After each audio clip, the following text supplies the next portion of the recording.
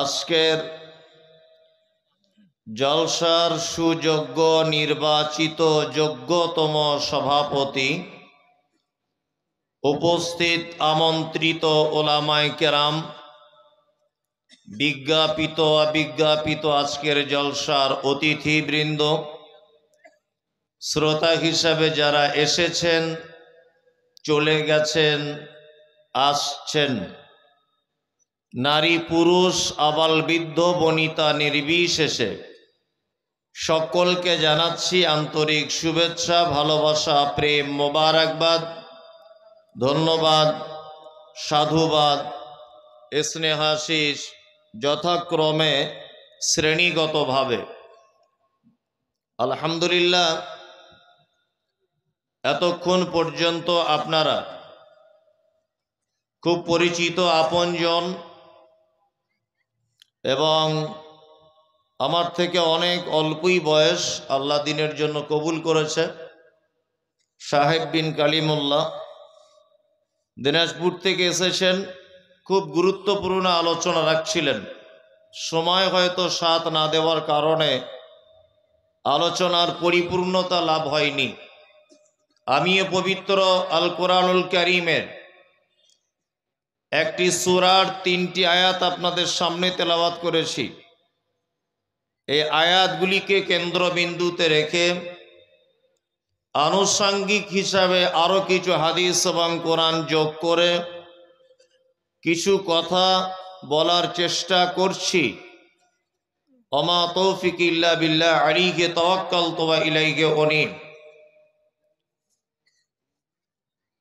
আলহামদুলিল্লাহ, দীর্ঘদিন অসুস্থতার কারণে প্রোগ্রাম করতে পারিনি, আজকে অনেক দিন পর এলাম। সর্বপ্রথম আপনাদেরকে একটা কথা মাথায় ঢুকিয়ে দেওয়ার চেষ্টা করছি, সেটা হচ্ছে এই, আল্লাহ সুবহানাহু ওয়া তাআলা পবিত্র আল কোরআনে বলছেন, নাহনু নাকুসসু আলাইকা আহসানাল কসাস বিমা আওহাইনা ইলাইকা হাযাল কোরআন। সারা পৃথিবীতে যত গদ্য পদ্য উপন্যাস কবিতা আবৃত্তি যা কিছু আছে, আল্লাহ সুবহানাহু ওয়া তাআলা পবিত্র আল কোরআনে যে সমস্ত কিচ্ছা কাহিনী, ঘটনা, উপন্যাস, কথাবার্তা বর্ণনা করেছেন, এর থেকে উত্তম কোনো কথা আর পৃথিবীর কোনো মানুষের লেখা বইয়ের ভিতরে থাকতে পারে না।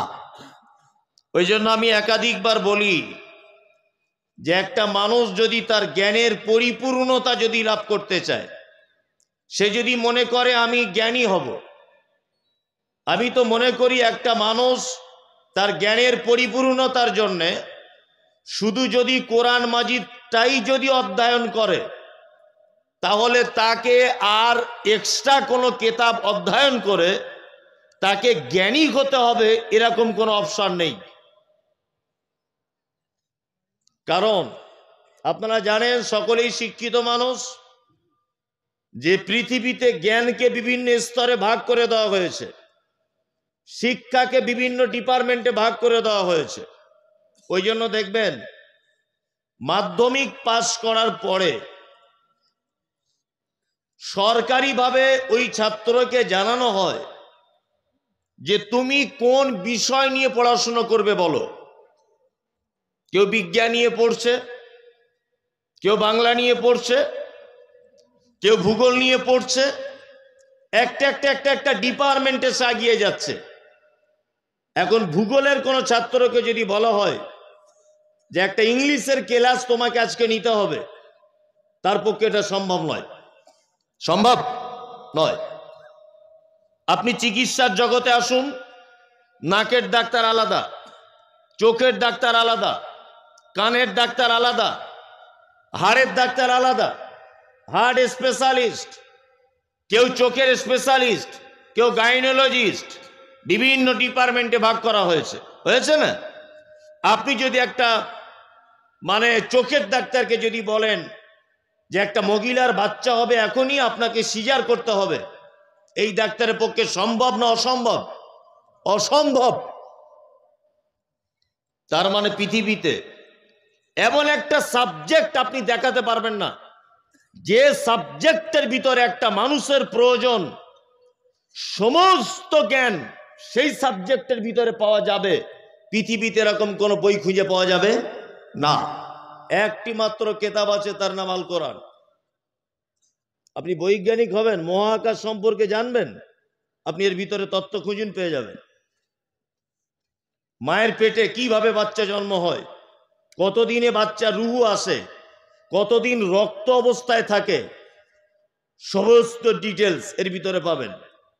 আপনি অর্থনৈতিক জীবন সম্পর্কে জানতে চাইছেন, এতে পাবেন। পারিবারিক জীবন সম্পর্কে জানতে চাইছেন, আপনি এতে পাবেন। এক কথায় তিবিয়ান আলী কুল্লে শাই, আল্লাহ সুবহানাহু ওয়া তাআলা প্রত্যেক ব্যাপারে আলোচনা করে দিয়েছেন, প্রতিটা বিষয়ে।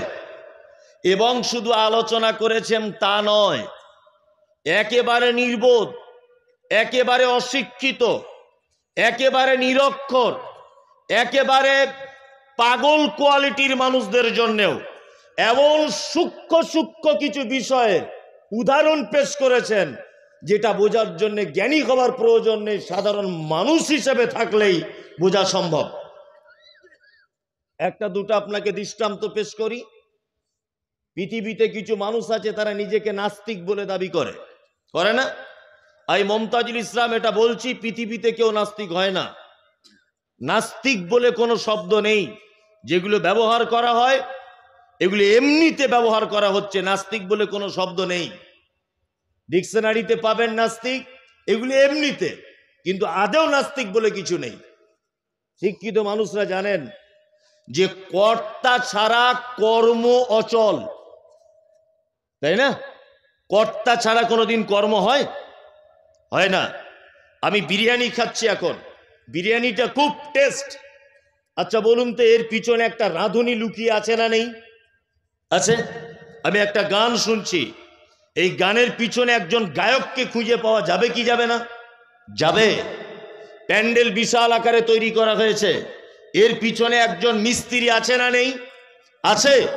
তার মানে বোঝা যাচ্ছে পৃথিবীতে প্রতিটা কাজ অচল, কর্ম ছাড়া, কর্তা ছাড়া অচল। আপনারা এই মুহূর্তে আমার জবান সকলেই শুনতে পাচ্ছেন, নিশ্চয় আমার জবানের পিছনে মমতাজুল ইসলাম বলে একজন লুকিয়ে আছে, আছে না নেই? আছে। এবার আপনাকে বলছি, সূর্য পূর্ব দিকে উঠে পশ্চিম দিকে আস্তে আস্তে আস্তে আস্তে তার আলোকে নিভিয়ে দিয়ে চলে যায়, রাত্রি নেমে আসে, তাই তো? বলুন তো, প্রত্যেক দিন পূর্ব দিকে নির্দিষ্ট টাইমে নির্দিষ্ট স্থানে ওকে তুলে আবার আস্তে আস্তে আস্তে আস্তে আস্তে আস্তে করে পশ্চিম দিকে গিয়ে তার আলো তেজকে কমিয়ে দেওয়া, এটা একটা কাজ কি কাজ নয়? কাজ। তাহলে কাজ যখন, তার পিছনে কর্তা থাকতে হবে, কর্তা ছাড়া কাজ সম্ভব নয়। সারা পৃথিবীতে যা কিছু হচ্ছে, চাঁদ 15 তারিখ পর্যন্ত তার রশ্মি দিয়ে পৃথিবীকে সাজিয়ে রাখে, 16 তারিখ থেকে আস্তে আস্তে অন্ধকার দিয়ে সাজায়। আপনার তারকাগুলি আসমানে ঠিক জায়গায় নির্দিষ্ট টাইমে ফুটে ওঠে, আবার নির্দিষ্ট টাইমে তারা চলে যায়। এই যে কাজ, এর কাজের পিছনে একজন কর্তা আছে না নেই? আছে। তার মানে পৃথিবীতে আর কেউ নাস্তিক থাকতে পারে না। কেউ নিজে ইচ্ছা যদি বলে যে আমি নাস্তিক, সেটা আলাদা বিষয়। আমি যেটা আপনাকে বোঝাতে চাইছি, সূক্ষ্ম সূক্ষ্ম বিষয় আল্লাহ সুবহানাহু ওয়া তাআলা সাধারণ মানুষদের জন্য বুঝিয়েছেন। চাষিবাসী মানুষ মাঠে জানতো, আমি বলে দিচ্ছি, কাল সকালবেলা পরীক্ষা করবেন, সকালে নয়, ঠিক মাগরিবের আগে মাঠে যাবেন, গিয়ে দেখবেন কিছু বক ধরনের পাখি, বকের মতো দেখতে বা বকই বলেন, বিভিন্ন এলাকায় বিভিন্ন নামে ডাকে, তারা দেখবেন সারিবদ্ধভাবে একটা লাইন দিয়ে ডানা মেলতে মেলতে মেলতে মেলতে তারা পেট ভর্তি করে বাসার দিকে রিটার্ন করে, করে না? আর ওদের একটা জিনিস লক্ষ্য করবেন, যে এইরকম ডানা মেলতে মেলতে 4-5 বার ডানা মেলে একবার স্থির করে দেয়। স্থির করা অবস্থায় দেখবেন হেলতে দুলতে সবাই বেশ মজা করতে করতে নিজের বাসায় ফেরত যায়। দেখেছেন? আল্লাহ পবিত্র কোরআনে এই বক পাখিদের কথা নোট করে দিয়ে বলছেন, আওয়ালাম ইয়ারাও ইলাত তাইরি ফাওকাহুম সাফাতিন ওয়া ইয়াকবিজ মা ইউমসিকুহুন্না ইল্লার রহমান ইন্নাহু বিকুল্লি শাইইন বাসীর। আরে নাস্তিক, তুমি যদি নাস্তিক বলে নিজেকে দাবি করো, একবার পাখির দিকে তাকিয়ে দেখো মহাশূন্যতে, তারা ডানাটা মেলতে মেলতে এক পর্যায়ে স্থির করে দেয়। এই স্থির অবস্থাতে মহাশূন্যতে ভাসমান অবস্থায় তাদেরকে কে আটকে রাখে? আল্লাহ নিজে বলছে ইল্লার রহমান। এটা আমার পক্ষে সম্ভব, পৃথিবীতে আর কারো পক্ষে সম্ভব নয়। তার মানে নাস্তিক আর টিকে থাকতে পারলো না। ভাসমান অবস্থায় মহাশূন্যতে একটা পাখি, সে তার ডানাকে স্থির করে যদি ভাসমান অবস্থায় হেলে দুলে চলে যেতে পারে, নিশ্চয়ই এর পিছনে একজন কেউ আছে, ভাসিয়ে রেখেছেন। আছে না নেই? যিনি রেখেছেন তিনি কে? আল্লাহ। সর্বক্ষেত্রে আমরা প্রশংসা করব কার? আল্লাহ। খাইরিহি ও শাররিহি মিনাল্লাহি তাআলা। ভালো মন্দ যা কিছু হবে প্রশংসা আল্লাহ। আমি পবিত্র গ্রন্থ বকুট আল কোরআনুল কারীমের যে সূরা নিয়ে আলোচনা করব, এখানে অনেক আলেম ওলামারা বসে আছেন। কোথাও যদি আমি ভুল কথা কিছু বলি অবশ্যই আপনারা আমাকে নক করবেন, এই রাইট আপনাদেরকে দেওয়া হলো। আর এই কারণেই আপনারা বসে আছেন। সভাপতি সাহেব যিনি আছেন, আপনার কাছে বিনীত অনুরোধ, আপনি আমার বক্তব্য এ থেকে জেড পর্যন্ত নোট করুন। কোথাও যদি আমি মানুষ মিস হয়ে যায় আপনি আমাকে সংশোধন করে দিবেন, তাহলে আমি আপনার জন্য দোয়া করব ইনশাআল্লাহ। কারণ আমি মানুষ, ভুল হওয়াটাই স্বাভাবিক। আমি পবিত্র আল কোরআনের সূরা নিয়ে এবার আলোচনা করছি। আমরা কোরআন শুনবো, মানার চেষ্টা করবো ইনশাআল্লাহ। ইনশাআল্লাহ। এরকম প্রতিটা জলসাতেই তো ইনশাআল্লাহ বলেন, এটা আপনার চরিত্র হয়ে গেছে। প্রত্যেক জলসাতে আপনি ইনশাআল্লাহ বলেন, বলেন না? বলে। অথচ মানার বেলা কেউ আছে? কেউ নাই। এখন আপনাকে দেখে মনে হচ্ছে ফেরেশতা, তাই না? জলসা শেষ হয়ে যাবে, আপনার চরিত্রের কোনো পরিবর্তন নাই, বরং এটাই পরিবর্তন। অনেক মানুষ ফজরের নামাজ এমনিতে পড়তেন, আজকে আর পড়বে না, এটাই পরিবর্তন ঘটবে, তাই না? জি। আসলে মানুষ তো বুক বোকা, মানে সস্তায় জান্নাতে যাওয়ার লাইন খুঁজছে। কি করে সস্তাতে? নামাজ না পড়ে কি করে জান্নাত যাওয়া যায়? রোজা না করে কি করে জান্নাত যাওয়া যায়? আর দান না করে কি করে জান্নাত যাওয়া যায়? মানে সব জায়গাতে একটা সস্তা লাইন খুঁজছে, তাই না? জি। সস্তাতে নয়। আমি পবিত্র আল কোরআন দিয়ে আপনাকে একটা একটা করে বলছি, ইনশাআল্লাহ মেনে নেব আমরা ইনশাআল্লাহ। সূরাটির নাম হচ্ছে সূরায়ে আল আরাফ। আরাফ, আরাফ শব্দের অর্থ হচ্ছে উচ্চ স্থান। কি? উচ্চ স্থান। আর জান্নাত আর জাহান্নামের মাঝখানে একটা প্রাচীর আছে, এই প্রাচীরটাকে বলা হয় আরাফ। এর মূল শব্দটা হচ্ছে উরফুন, বহুবচন আরাফ। আপনারা জানেন আরবি ব্যাকরণ সম্পর্কে যাদের জ্ঞান আছে একটু আধটু, যে মোরগের মাথাতে একটা ফুল হয়, দেখেছেন? আচ্ছা, মোরগের মাথার ফুলটা কি নিচের দিকে হয় না একদম উপরে হয়? একদম উপরে। ওই জন্য আরবিতে মোরগের মাথার ফুলকে কি বলা হয়? উরফুদ্দিক, অর্থাৎ উচ্চ স্থানের ফুল মোরগের। উরফুদ্দিক কি বললাম বুঝলেন? উচ্চ স্থানে মোরগের ফুল। এটা একটা ছোট্ট বিষয় জেনে নিলেন। আল্লাহ সুবহানাহু ওয়া তাআলা অত্র সূরার ভিতরে বলছেন আলিফ লাম মিম সাদ। পবিত্র আল কোরআনে 29টি সূরার ভিতরে এইরকম কিছু শব্দ পাবেন। আলিফ লাম মিম, আলিফ লাম মিম র, নুন, কাফ হা আইন সাদ, ইয়াসিন, তাহা। আছে না? আছে। আরবিতে বলা হয় হুরুফে মুকাত্তিআত, বাংলাতে বলা হয় বিচ্ছিন্ন অক্ষরমালা। আমি মুমতাজুল ইসলামের ব্যাখ্যা বিশ্লেষণ জানি না, আবু বকর, ওমর, উসমান, আলী রাদিয়াল্লাহু তাআলা আনহু আজমাইন ওনারা জানতেন না। আল্লাহর নবী সাল্লাল্লাহু আলাইহি ওয়াসাল্লাম কিছু বলেননি, সাহাবায়ে কিরামগণ এ ব্যাপারে প্রশ্নও করেননি। শুধু মাথা নাড়লে হবে না, এখানে একটা আশ্চর্য বিষয় জেনে নেন। আল্লাহ নবী সাল্লাল্লাহু আলাইহি ওয়াসাল্লাম বলেননি, কিন্তু সাহাবীগণ প্রশ্ন করেননি। এরই নাম ঈমান। আর আমাদের, আপনাদের নদিয়া জেলা পার্শ্ববর্তী জেলা, বক্তব্য রাখতে রাখতে এক জায়গায় বলছি যে কাঁধে দুজন ফেরেশতা নিয়োগ করেছেন আল্লাহ। মানুষের যা কিছু হয় সব কিছু তারা লেখে। তা আমাকে একজন প্রশ্ন করে বলছে, হুজুর তারা যে লেখে খাতাগুলো কোথায় থাকে? আচ্ছা বলি, এটা কি কোনো প্রশ্ন? আর এটা জেনে ওর লাভ কি? কোনো লাভ আছে? লাভ নাই। উটের গোস্ত খেলে অজু থাকে? থাকে অজু? থাকবে না। তো আবার প্রশ্ন করছে বেশ জুত করে, কেন থাকবে না? কেনটা জানার ইচ্ছা কেন এত?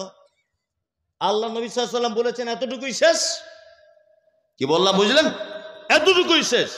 এইটুকুন আপনাকে একটা চমৎকার ঘটনা বললে আপনি বুঝতে পারবেন সাহাবায়ে কেরামদের চরিত্র কেমন। আল্লাহ নবী সাল্লাল্লাহু আলাইহি ওয়াসাল্লাম একদা মসজিদের ভিতরে বসে আছেন। সাহাবীদেরকে বলছেন, আল্লাহ রাসূল তোমরা কি জানো আবু বকরের ঈমান কেমন?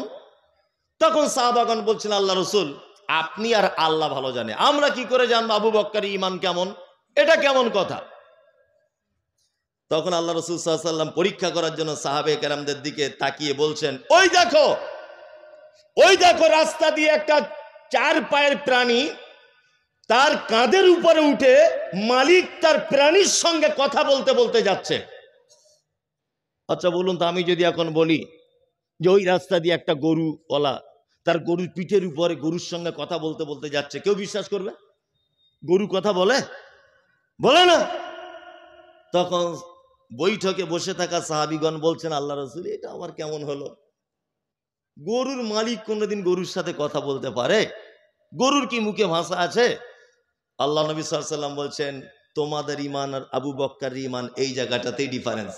এই কথাটা যদি একবার আমি আবু বকরকে যদি বলতাম, তা আবু বকর অন্ধের মতো বলে দিত, আল্লাহ রাসূল আপনি যখন বলেছেন এটা 100% ঠিক। গরু কথা বলতেও পারে। কি বলছে কিছু বুঝতে পারছেন? এটা সাহাবীদের চরিত্র। আর আমাদের চরিত্র, উটের গোশ খেলে কেন ভাঙবে, এত গরুর গোশ খায় অজু ভাঙে না, এইসব ব্যাপার। হ্যাঁ, এইটা করলে কেন, এটা কি হবে, এটা করলে এটা কি হবে, প্রশ্ন না? এই যে রমজান মাস আসছে, বাবা রে, মুসল্লির তো শেষ নাই। কেউ বলছে থুতু গিলে নিয়েছি মৌলভী সাহেব, কি হবে? ইঞ্জেকশন দেওয়া যাবে, হালকা একটু কেটে গেছে, কি প্রবলেম? হ্যাঁ, দুপুরবেলা শুয়েছিলাম, আমার বউ আমার পাশে এসে শুয়ে পড়েছে, রোজা হবে কি না, এইসব নানান ঢঙের প্রশ্ন নয়? এত প্রশ্ন। আল্লাহু আকবার। ইমাম সাহেবদের রমজান মাসে ঘুমটাই হারাম করে দিবে। মানে ওর মতো মুসল্লির এলাকাতে নাই। রমজান মাস শেষ, ঈদের আগের দিন তেরে নাম চুল কেটে সিনেমা হলের টিকিট কেটে বসে আছে। সেই লোকটাই এত প্রশ্ন করছিল। ঠিক না? বাস্তব বলছেন এগুলো। বেশি প্রশ্নতত্ত্ব করতে যাবেন না। ইসলামিক ব্যাপারে মান্যতার দিক দিয়ে দুটো জিনিস দেখবেন। কটা জিনিস? দুটা।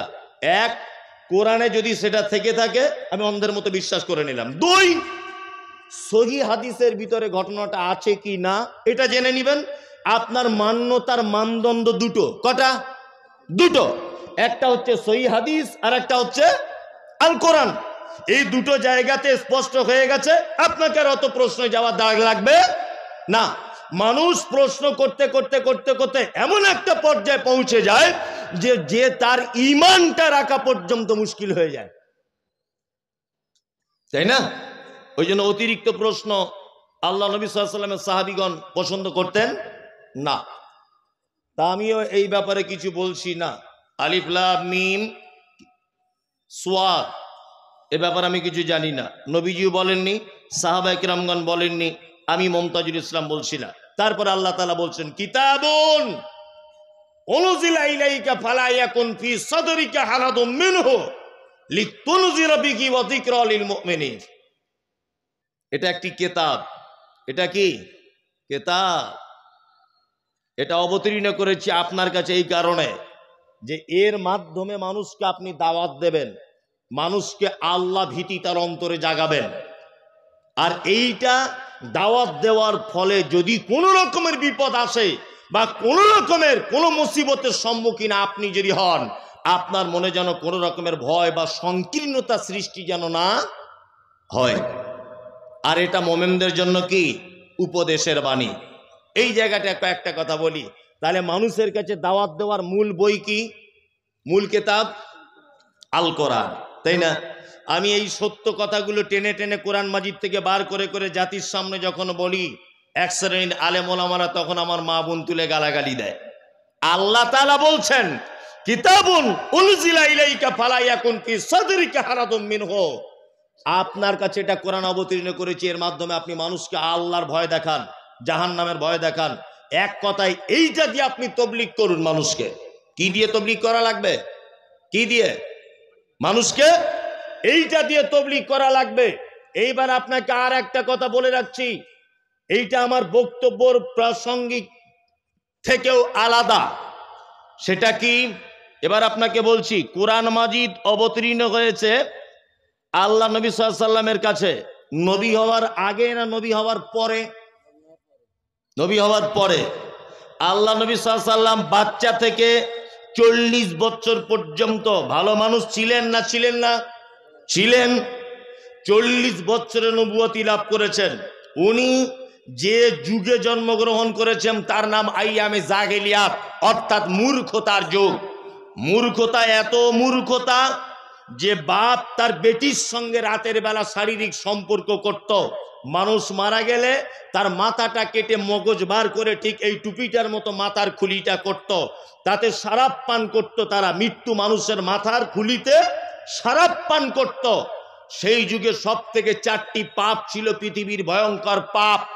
1, চক্রবৃদ্ধি হারে সুদ। 2, গোত্তরীয় ঝামেলা। 3 নম্বরে হচ্ছে ব্যভিচার। 4 নম্বরে হচ্ছে আর একটা পাপ, সেই পাপের নাম হচ্ছে ব্যভিচার, সুদ, মদ পান আর গোত্তরীয় ঝামেলা। 4টি পাপ। আল্লাহ নবী সাল্লাল্লাহু আলাইহি ওয়াসাল্লাম এই পাপকে ঠেকানোর জন্য নবী হবার আগে একটা সংগঠন তৈরি করেছিলেন। সংগঠনের নাম দিয়েছিলেন হিলফুল ফুজুল। আপনারা জানেন। আর এই হিলফুল ফুজুল সংগঠনের মাধ্যমে যুবকদের দায়িত্ব দিয়ে এই অসভ্য জাতিকে আবার আলোর দিকে ফেরত আনার জন্য তিনি আপ্রাণ চেষ্টা চালাচ্ছিলেন। আর এরই মাঝখানে তিনি চলে যেতেন জাবালে নূর বলে একটি পাহাড়, সেই পাহাড়ের একেবারে উঁচুতে একটা গুহা, তার নাম হীরা। হীরা গুহাতে আল্লাহর ধ্যান করতেন। হঠাৎ করে একদিন জিবরিল এলেন, ঘটনা কেটে কেটে দিয়ে বলছি। জিবরিল এসে বলছেন যে আপনি পড়ুন। আল্লাহ নবী সাল্লাল্লাহু আলাইহি ওয়াসাল্লাম বলছেন আমি পড়তে জানি না। জিবরিল আমিন আল্লাহ রসুলকে চেপে ধরলেন, ধরে বললেন পড়ুন। বলছে আমি পড়তে জানি না। আবার চেপে ধরলেন, পড়ুন। আল্লাহ নবী সাল্লাল্লাহু আলাইহি ওয়াসাল্লাম তিনি পড়লেন ইকরা বিইসমি রাব্বিকাল্লাযী খলাক। 5টি কোরআনের আয়াত অবতীর্ণ হলো।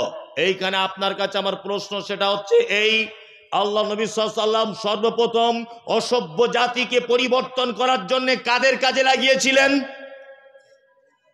হিলফুল ফুজুল সংগঠন দিয়ে। কাদের? যুবকদেরকে। নাম্বার 2, এতদিন পর্যন্ত জাতিকে পরিবর্তন করার জন্য নিজস্ব জ্ঞান ব্যবহার করছিলেন। নিজস্ব জ্ঞান দ্বারা জাতিকে পরিবর্তন করার চেষ্টা করছিলেন। আল্লাহ তাআলা হীরা গুহাতে ডেকে নিয়ে বলছেন নবী আপনি তো লেখাপড়া জানেন না, তার মানে আপনার পক্ষে সমাজ পরিবর্তন করা সম্ভব নয়। ওই জন্য পবিত্র আল কোরআনের যে বিষয়ে প্রথমে আয়াত অবতীর্ণ হলো ইকরা, আপনি প্রথমে পড়ুন, তার মানে বোঝা যায় শিক্ষিত মানুষ দিয়ে সমাজ পরিবর্তন করা সম্ভব। সমাজ পরিবর্তন করতে গেলে 3টে জিনিস দ্বারা সম্ভব। 1, ঐক্যবদ্ধ। আল্লাহ নবী সাল্লাল্লাহু আলাইহি ওয়াসাল্লাম ঐক্যবদ্ধ যুবকদেরকে নিয়ে সমাজ পরিবর্তন করতে চেয়েছিলেন। 2, যুবকদেরকে নিয়ে পরিবর্তন করতে হবে। সমাজের উন্নতি ঘটাতে হবে কাদের নিয়ে?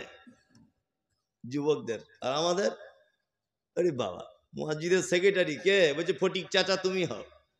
চাচার বয়স কত না 75 বছর। ও তো নিজেই পেচ্ছাপ পায়খানা করে ফেলবে কাপড়ে, ও কি দায়িত্ব পালন করবে? 60 বছর বয়স হয়ে গেলে সরকার তাকে বাড়িতে বসিয়ে দেয়, চাকরি থেকে বসায় না। সরকার জানে না? সরকারি স্তরে উচ্চ মানুষ নেই, তারা জানে 60 বছর বয়স হয়ে গেছে মানে কানে কম শুনবে, চোখে কম দেখবে, স্কুলে এসে ভুলভাল পড়াবে। ওই জন্য মাস্টার হিসাবে তাকে বাড়িতে বসিয়ে বসিয়ে অর্ধেক বেতন দেওয়া হয়। তবুও সরকার বলে তুমি স্কুলে এসে আমার ছাত্রদেরকে সর্বনাশ করে দিও না, বাড়ি বসে বসে বেতন খাও তবুও ভালো, তবে তুমি স্কুলে আসতে পাবে না।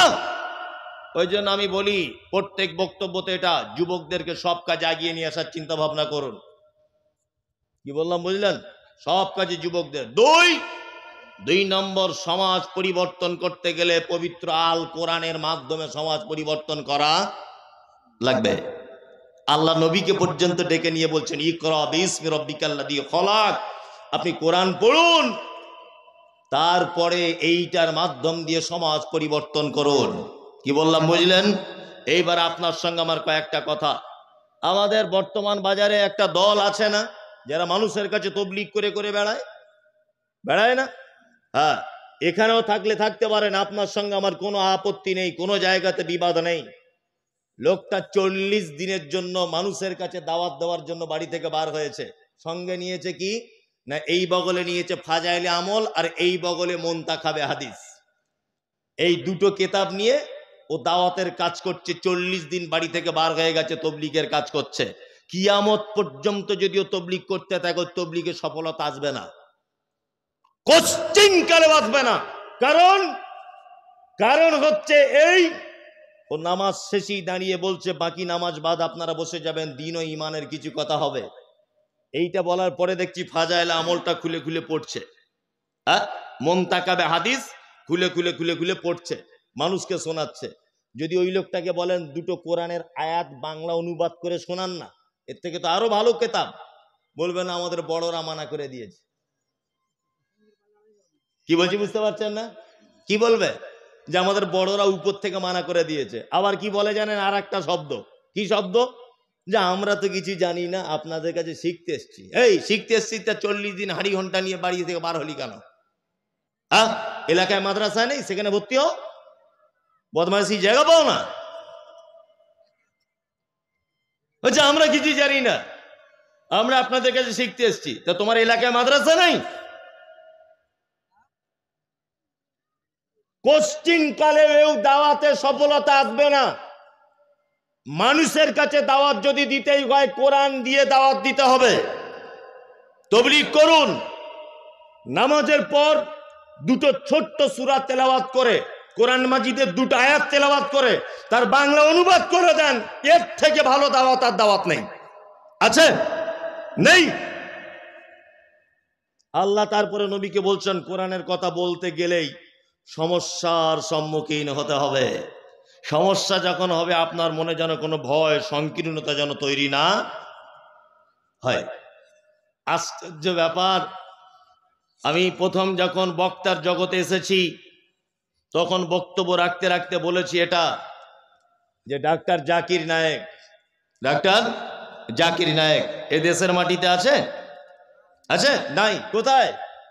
ওই মালয়েশিয়াতে গিয়ে বসে আছে। কেন? কারোর মেয়ের হাত ধরে টেনেছে? কারোর মেয়ের ওন্না ধরে টেনেছে? বাংলাদেশের যত বক্তা সব এই দেশের মাটিতে ভিসা পাচ্ছে। আব্দুর রাজ্জাক বিন ইউসুফ ভিসা পায় না। কারণ কি? আব্দুর রাজ্জাক বিন ইউসুফ তোমার মেয়ের ওন্না ধরে টেনেছে? ও ভিসা পায় না কেন? ওনার বেটা আব্দুল্লাহ বিন আব্দুর রাজ্জাক ভিসা পায় না কেন? সব বক্তা ভিসা পাচ্ছে, ও কেন পাবে না?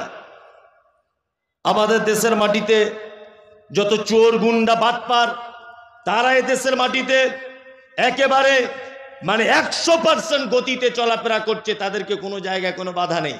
ডাক্তার জাকির নায়েক তোমার কি সর্বনাশ করেছে? লোকটাকে দেশ ছেড়ে চলে যেতে হলো কেন?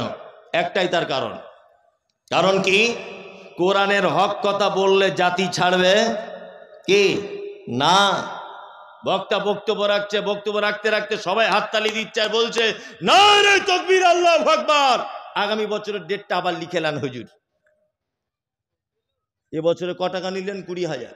আগামী বছরে 30,000 দেবো, আপনি আবার ডেট লিখে নেন। সবাই যদি বলে ভালো বক্তা, তার মানে বুঝতে হবে যে ও বক্তা এখনো সত্য কথা বলিনি। বক্তা স্টেজ থেকে নেমে যাবার পরেই গুতোগুতি শুরু হয়ে যাবে। কিছু লোক বাঁশ নিয়ে দাঁড়িয়ে থাকবে ওদিকে মারার জন্যে, কিছু লোক উঠে পালাবে তেজ করে। এই বক্তা এনে ভুল হয়েছে, তবেই তো বক্তা সত্য কথা বলেছে, এটা প্রমাণ হবে। মাতালও বলছে খুব ভালো বক্তা, সুদখোরও বলছে ভালো বক্তা, হারামখোরও বলছে ভালো বক্তা, মৌলভী সাহেবও বলছে ভালো বক্তা। তো ভালো হলো কি করে? হ্যাঁ, ও ভালো হলো কি করে? আশ্চর্য ব্যাপার। সোশ্যাল মিডিয়াতে খুললেই শুধু মমতাজুল ইসলাম ওর বাপের জন্ম ঠিক নেই, ওর মায়ের জন্ম ঠিক নেই, ওর জন্ম ঠিক নেই, এটা নেই ওটা নেই, শুধু এই। কেন বলুন তো? আমি বলে দিয়েছি সবে বরাত পচা বেদাত, লোকাল বেদাত নয়, পচা বেদাত, এটা ভয়ঙ্কর বেদাত। এটা যেই বলে দিয়েছি আর শুরু হয়ে গেছে তোলপাড়। কি বললাম বুঝলেন না? আমি বলে দিয়েছি পচা বেদাত, লোকাল বেদাত নয় এটা। এ প্রসঙ্গে পরে কথা বলছি আপনাকে। তার মানে কোরআনের দাওয়াত পৌঁছে দিলে সমস্যার সম্মুখীন হতে হবে, তাই না? আর আপনি যদি সমস্যার সম্মুখীন হয় তাহলে আপনার সাপোর্ট করবে কে? আল্লাহ। আল্লাহ করবে না? করবে আল্লাহ। যারা কোরআনের পক্ষে সঠিক দাওয়াত মানুষের কাছে দেয়, তুমি তাদের জন্য সহায় হয়ে যাও। বলুন আমিন, আমিন। চলুন, আল্লাহ সুবহানাহু ওয়া তাআলা তারপরে বলছেন যিকরা লিল মুমিনিন, কোরআন হচ্ছে মুমিনদের জন্য উপদেশ। যিকরা, জিকির মানে স্মরণ করা। জিকির মানে কি? স্মরণ করা। কোরআন তেলাওয়াত করলে আল্লাহ স্মরণ চলে আসে। আল্লাহু আকবার। পবিত্র আল কোরআন আল্লাহ বলছেন কি? ইন্নামাল মুমিনুনা আল্লাযীনা ইযা যুকিরাল্লাহু ওয়াজিলাত কুলুবুহুম ওয়া ইযা তুলিয়াত আলাইহিম আয়াতুহু যাদাতুহুম ঈমানা ওয়া আলা রাব্বিহিম ইয়াতাওয়াক্কালুন। আল্লাহ বলে মুমিন হলো তারা যাদের সামনে কোরআন তেলাওয়াত করা হয়, কোরআনের আয়াতগুলি বলা হয়। আল্লাহ বলছেন কোরআনের আয়াত তার সামনে বলা হলে যাদাতুহুম ঈমানা, মুমিন তোমার ঈমান বেড়ে যাবে সাথে সাথে করে। আল্লাহু আকবার। ঈমান বাড়ে?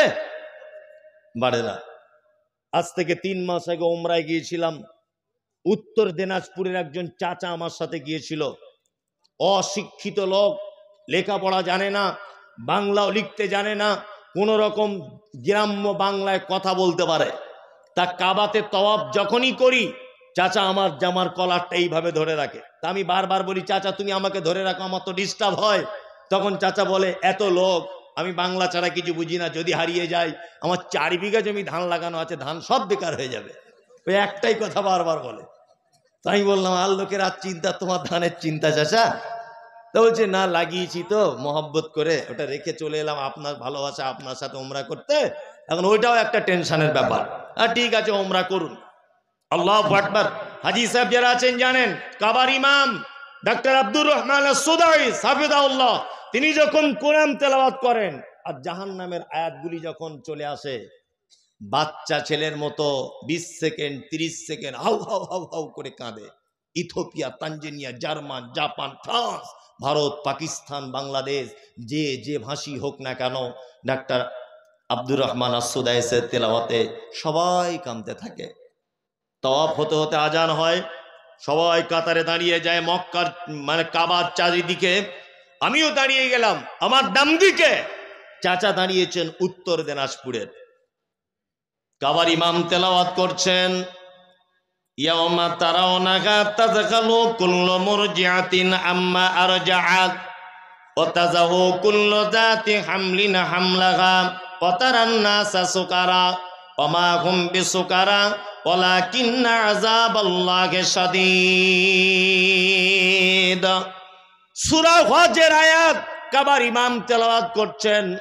বাংলা মানে হলো এই, আল্লাহ বলছেন কিয়ামতের দিনটা এত কঠিন দিন, গর্ভবতী মা কিয়ামতের দিনে দাঁড়িয়ে থাকবে, তার বাচ্চা নিচের দিক দিয়ে হয়ে যাবে, বুঝতে পারবে না। দুগ্ধ দানকারিণী মা তার বাচ্চাকে দুধ পান করাতে ভুলে যাবে, আর মানুষগুলিকে দেখা যাবে সব যেন তারা মাতাল। আল্লাহ বলে ওমা হুম বিসুকারা, একজনাও তারা মদ পান করেনি। ওয়ালাকিন্না আযাবাল্লাহি শাদীদ, শুধু আমার কঠিন আযাব, এই আযাবের ভয়ে মানুষ থর থর থর থর থর থর করে মাতালের মতো থাকবে, কাঁপবে, মাতালের মতো অভিনয় করবে কিয়ামতের মাঠ। এই আয়াতটা যখন তেলাওয়াত করছেন আব্দুর রহমান আস-সুদাইস বাচ্চা ছেলের মতো হাউ হাউ করে কাঁদছেন। আমি মমতাজুল ইসলাম একটু আধটু আরবি বুঝি, একটু আধটু পুরুনা বুঝলেও কোরআনের এই আয়াতটা যখন আমারও স্মরণ হয়ে গেল, আমার চোখ দিয়েও পানি পড়তে শুরু করে দিল। আমার পাশে যে চাচা দাঁড়িয়ে আছে নিরক্ষর, চাচা দেখলাম বাচ্চা ছেলের মতো আমার থেকেও জোরে জোরে হাউ হাউ করে কাঁদছে। নামাজের পরে চাচাকে নিকটে ডেকে বললাম, চাচা আমি না হয় আলেম মানুষ, কিছু বুঝলাম বলে কাঁদলাম, তুমি কেন কাঁদলে বলো? চাচা বলছে, মমতাজুল, আমার বয়স 60 থেকে 65 বছর, তুমি আমার বেটার বয়সী, তবে শোনো, কোরআন শুনলে যে ঈমান বেড়ে যায়। পৃথিবীতে এতদিন বেঁচে আছি, প্রায় আমার 50 বছর নামাজ ধরা হলো, বাচ্চা বয়স থেকে নামাজ পড়ি, কিন্তু কোরআন শুনলে কখনো চোখ দিয়ে পানি এলো না। আর আজকের কাবার ইমামের তেলাওয়াত শুনে এত ভালো লেগেছে, চোখ দিয়ে পানি চলে এলো। আমি বললাম, চাচা ভালো লাগেনি, এটা আল্লাহর ওয়াদা। আল্লাহ বলেছেন, যাদাতুহুম ঈমানা। মোমেনের সামনে যখন কোরআন যখন তেলাওয়াত করা হবে, মোমেনের ঈমান তখন যেন বেড়ে যাবে, ঈমান বেড়ে যাবে মোমেনের। কোরআন তেলাওয়াত শুনলে ঈমান বাড়ে? বাড়ে না। এই যে রমজান মাস আসছে, ইমাম সাহেব যদি 10 মিনিট তারাবির জায়গায় 15 মিনিট করে দেয়, ও চাকরি 12:30 বেজে যাবে, যাবে না? বেতের নামাজ নিয়ে 1 ঘন্টা লাগছে ইমাম সাহেবের, একটু ভদ্রভাবে তেলাওয়াত করছে মাখরাজ সহকারে। মুসল্লিরা বাইরে এসে মিটিং করছে আর বলছে, ইমাম সাহেব পাল্টাতে হবে। সারাদিন কাজ করে কি আর 1 ঘন্টা দাঁড়িয়ে থাকা যায়? ভালো করে বুঝবেন। কমিটি চাপে পড়ে ইমাম সাহেবকে বাদ দিয়ে দিল 15টা রোজাতে। আবার আর একটা ইমাম সিলেক্ট হয়েছে, বাচ্চা করেছিল অল্প বয়স। সে এসে একটা চাচাকে জিজ্ঞেস করছে, চাচা 15টা রমজানে তো আর ইমাম চেঞ্জ হয় না, তো কি ব্যাপার 15টা রমজানে আপনাদের ইমাম চেঞ্জ হলো? ওই যে গরুর গাড়ির মতো কোরআন পড়ে, ঘোড়ার ডিম, খুব দেরি হয়, এই জন্য ওকে বাদ দিয়ে দিয়েছে। তাই হচ্ছে, হ্যাঁ।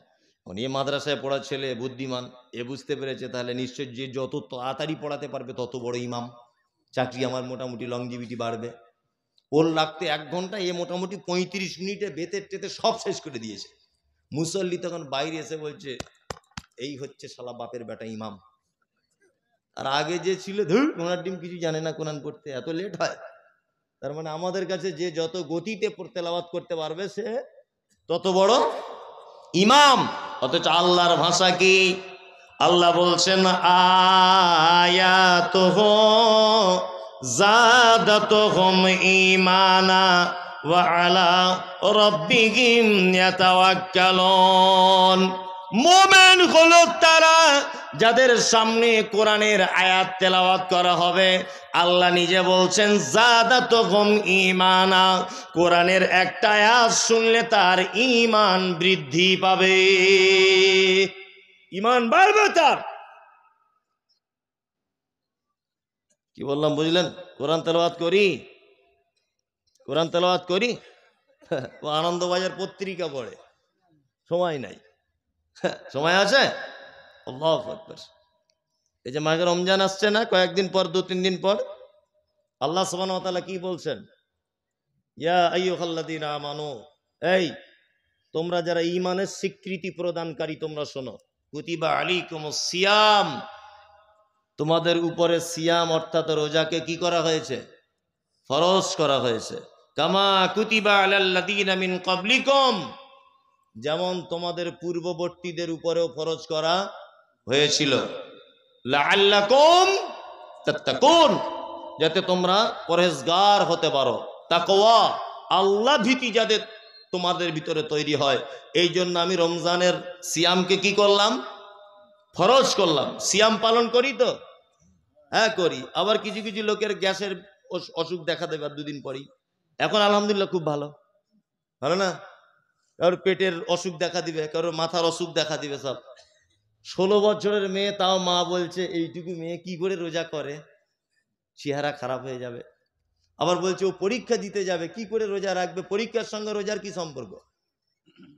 হ্যাঁ, যুবক ছেলে 16, 17, 18 বছর বয়স, ওর মা বলছে আমার বাচ্চা ছেলে ভোরবেলাতে উঠতে পারে না। তোমার বাচ্চা ছেলে রাত 2টো পর্যন্ত ফিল্ম দেখতে পারে মোবাইলে, তখন অসুবিধা হয় না, তোমার বাচ্চা ছেলে সাহারির সময় উঠতে পারে না। আশ্চর্য ব্যাপার। খুব সাবধানে থাকবেন। এই রমজান মাস এটা বরকতপূর্ণ মাস নয়? আপনারা সকলেই জানেন। আমাদের বাড়িতে মেহমান এলে কি করি? আমি যদি এখন আপনার বাড়িতে যাই, তা আপনার স্ত্রী কি করবে? যে বিছানার চাদরটা খাটের উপরে বিছানা আছে ওটা তুলে দিয়ে নতুনটা পেতে দিবে, ভালো করে পাতবে না? হ্যাঁ। বাথরুম ঘরটা পরিষ্কার করে রাখবে। মমতাজুল ইসলাম আসছে আমাদের বাড়িতে, যা তা কথা নয়। প্রতিদিন যেমন মাংস রান্না করতো তেমন করবে না, একটু স্পেশাল করে, যে ভালো করে খাওয়াতে হবে হুজুরকে, করবে না? আল্লাহ নবী সাল্লাল্লাহু আলাইহি ওয়াসাল্লাম বলছেন, ইজা দাখালা রমাজান, রমজান যখন প্রবেশ করে, ফুতিহাত আবু আবু সামা, আল্লাহ ফেরেশতাদেরকে বলে, ফেরেশতারা এসব এদিকে চলে এসো, আসমানের দরজা খুলে দাও, তাড়াতাড়ি করে আসমানের দরজা খোলো, আমার রমজানের মেহমান তারা সব আসছে রমজানে। আল্লাহু আকবার। আল্লাহ নিজে জান্নাতকে সাজান। আল্লাহ গুল্লিকাত আবু আবুন নার, আর জাহান্নামের দরজাকে বলা, এই চলো তুমি আটকে যাও, রমজান মাস চলছে।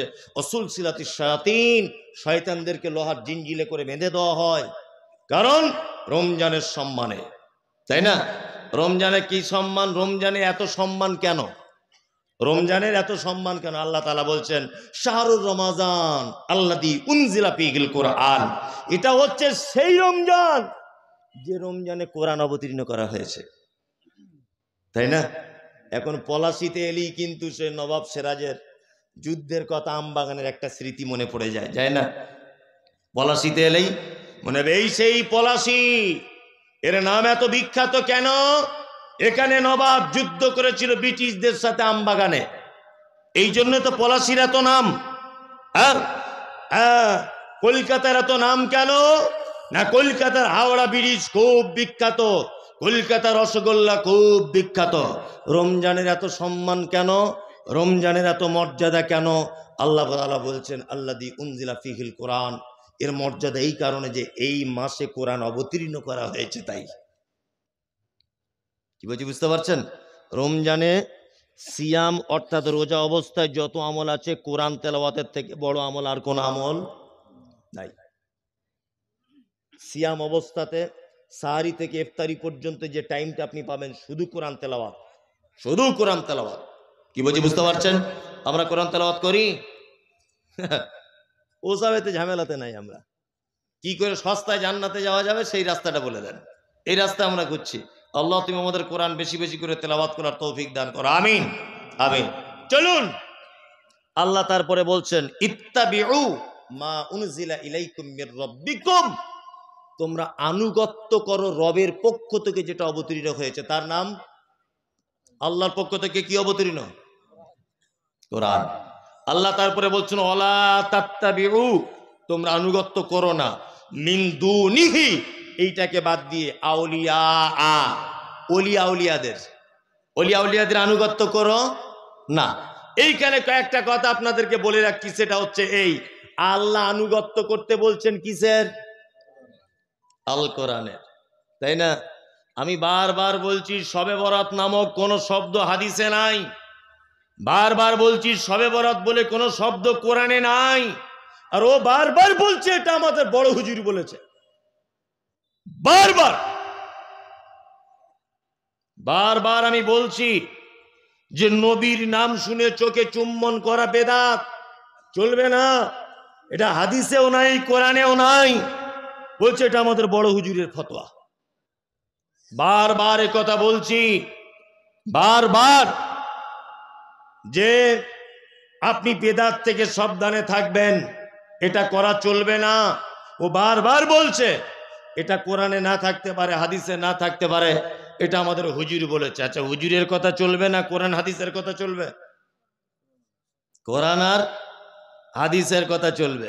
কিছু বলতে যাচ্ছি তা বলছি ইমাম আবু হানিফা বলেছে, কিছু বলতে যাচ্ছি ইমাম আবু হানিফা বলেছে বলে এটা করা লাগবে? একদমই নয়। কয়েকটা ছোট্ট ছোট্ট কথা বলে রাখছি, এবার মাথার ভিতরে ঢোকান। আজকে থেকে কিছু ভুল ভ্রান্তি থেকে আপনি নিজেকে মুক্ত করেন। এক, আল্লাহ পবিত্র আল কোরআনে বলেছেন, ইয়া আইয়ুহাল্লাযীনা আমানু, তোমরা যারা ঈমানের স্বীকৃতি প্রদানকারী, আতিউল্লাহ, আল্লাহর আনুগত্য করো, ওয়া আতিউর রাসূল, রাসূলের আনুগত্য করো, ওয়া উলিল আমরি মিনকুম, তোমাদের ভিতরে যারা উলিল আমর অর্থাৎ যারা নেতা, ধর্মীয় ব্যাপারে পণ্ডিত, তোমরা তার আনুগত্য কি করো। এইখানে যারা মাযহাব মেনে চলে তাদের একটা দলিল, তারা দলিল পেশ করে। কি পেশ করে? উলিল আমরি মিনকুম। কোরআন আর হাদিস বাদ দেওয়ার পরে পরে কি করতে হবে? উলিল আমরি মিনকুম, নেতাদের আনুগত্য করতে হবে। এখানে আরবি সম্পর্কে যাদের জ্ঞান আছে তারা ভালো করে জানবেন, আর সভাপতি সাহেবরা ভালো করে জানবেন, আলেমরা ভালো করে জানবেন। আচ্ছা, এবার বলি, আল্লাহ শব্দের আগে ব্যবহার করা হয়েছে আতিউল্লাহ, অর্থাৎ আতিউ। আতিউ মানে আনুগত্য করো। আর রাসূল শব্দের আগে ব্যবহার করা হয়েছে আতিউ, রাসূলের আনুগত্য করো। তারপরে কি শব্দ ব্যবহার করা হচ্ছে? ও উলিল আমরি মিনকুম, এবং তোমাদের ভিতরে যারা নেতা তাদের আনুগত্য করো। এখানে কয়েকটা কথা বলে রাখছি, সেটা হচ্ছে এই, উলি শব্দটা বহু বচন, 1। 2, পবিত্র আল কোরআনে যত জায়গায় মিনকুম শব্দ ব্যবহার হয়েছে প্রত্যেক জায়গাতে আল্লাহ সুবহানাহু ওয়া তাআলা জীবিত মানুষদের কথা বুঝিয়েছেন। প্রমাণ এই দেখুন, আল্লাহ তাআলা বলছেন, ওমান কানা মিনকুম মারিজান আও আলা সাফারিন ফাইদ্দাতুম মিন আইয়ামিন উখর। আল্লাহ বলছেন, রমজানের ভিতরে যদি তোমাদের ভিতরে কেউ অসুখে পড়ে যায়, কেউ যদি সফর অবস্থায় থাকে, তাহলে অন্য দিন গণনা করে পূরণ করে দিবে। অন্য দিনে এই দিনটার গণনা কি করবে? পূরণ করে দিবে। আচ্ছা বলুন তা আল্লাহ এখানে জীবিত মানুষদের কথা বললেন না মৃত মানুষদের? জীবিত মানুষদের। মিনকুম, তোমাদের ভিতরে রমজান মাসে যদি কেউ অসুখে পড়ে, যদি কেউ এখান থেকে কলকাতা যায়, এখান থেকে যদি কেউ দিল্লি বোম্বাই সফর যদি করে, তাহলে সে কি করবে? এই দিন রোজা নষ্ট করে দিয়ে অন্য দিন কি করবে? পূরণ করে দিবে। তাহলে আল্লাহ এই আয়াতটা জীবিত মানুষদের ব্যাপারে বললেন না মৃত মানুষদের? জীবিত মানুষদের। তার মানে আল্লাহ তাআলা বলছেন মিনকুম, উলিল আমরি মিনকুম, তোমাদের ভিতরে যারা উপস্থিত নেতা রয়েছে তাদের আনুগত্য করো। 1। আর দ্বিতীয় কথা হচ্ছে, উলি শব্দ যখন বহু বচন, তার মানে এখানে একক কোনো নেতার আনুগত্য করা যাবে না, নেতা অনেকজন হতে পারে। কি বললাম বুঝলেন? আরে ওই জন্য তো আমরা আহলে হাদিসরা বলি, ইমাম আহমদ বিন হাম্বল, ইমাম শাফি, ইমাম মালিক, ইমাম আবু হানিফা, সকলকে আমরা মানি যদি ওনাদের কথাগুলো মুহাম্মদ সাল্লাল্লাহু আলাইহি ওয়াসাল্লামের কথা হয়। কি বলছি বুঝতে পারছেন? আর ও বলছে আমি ইমাম শাফিকে মানি না। তুমি কোন মাযহাবের? বলছে আমি আবু হানিফা ছাড়া কিছু বুঝি না। ওর এটা যদি উক্তি হয় আবু হানিফা ছাড়া কিছু বুঝি না, তাহলে আমি তো বলবো ও হুজুর কোরআনের এই আয়াতকে অমান্য করলো, এটা প্রমাণ হবে, হবে না? আল্লাহু আকবার।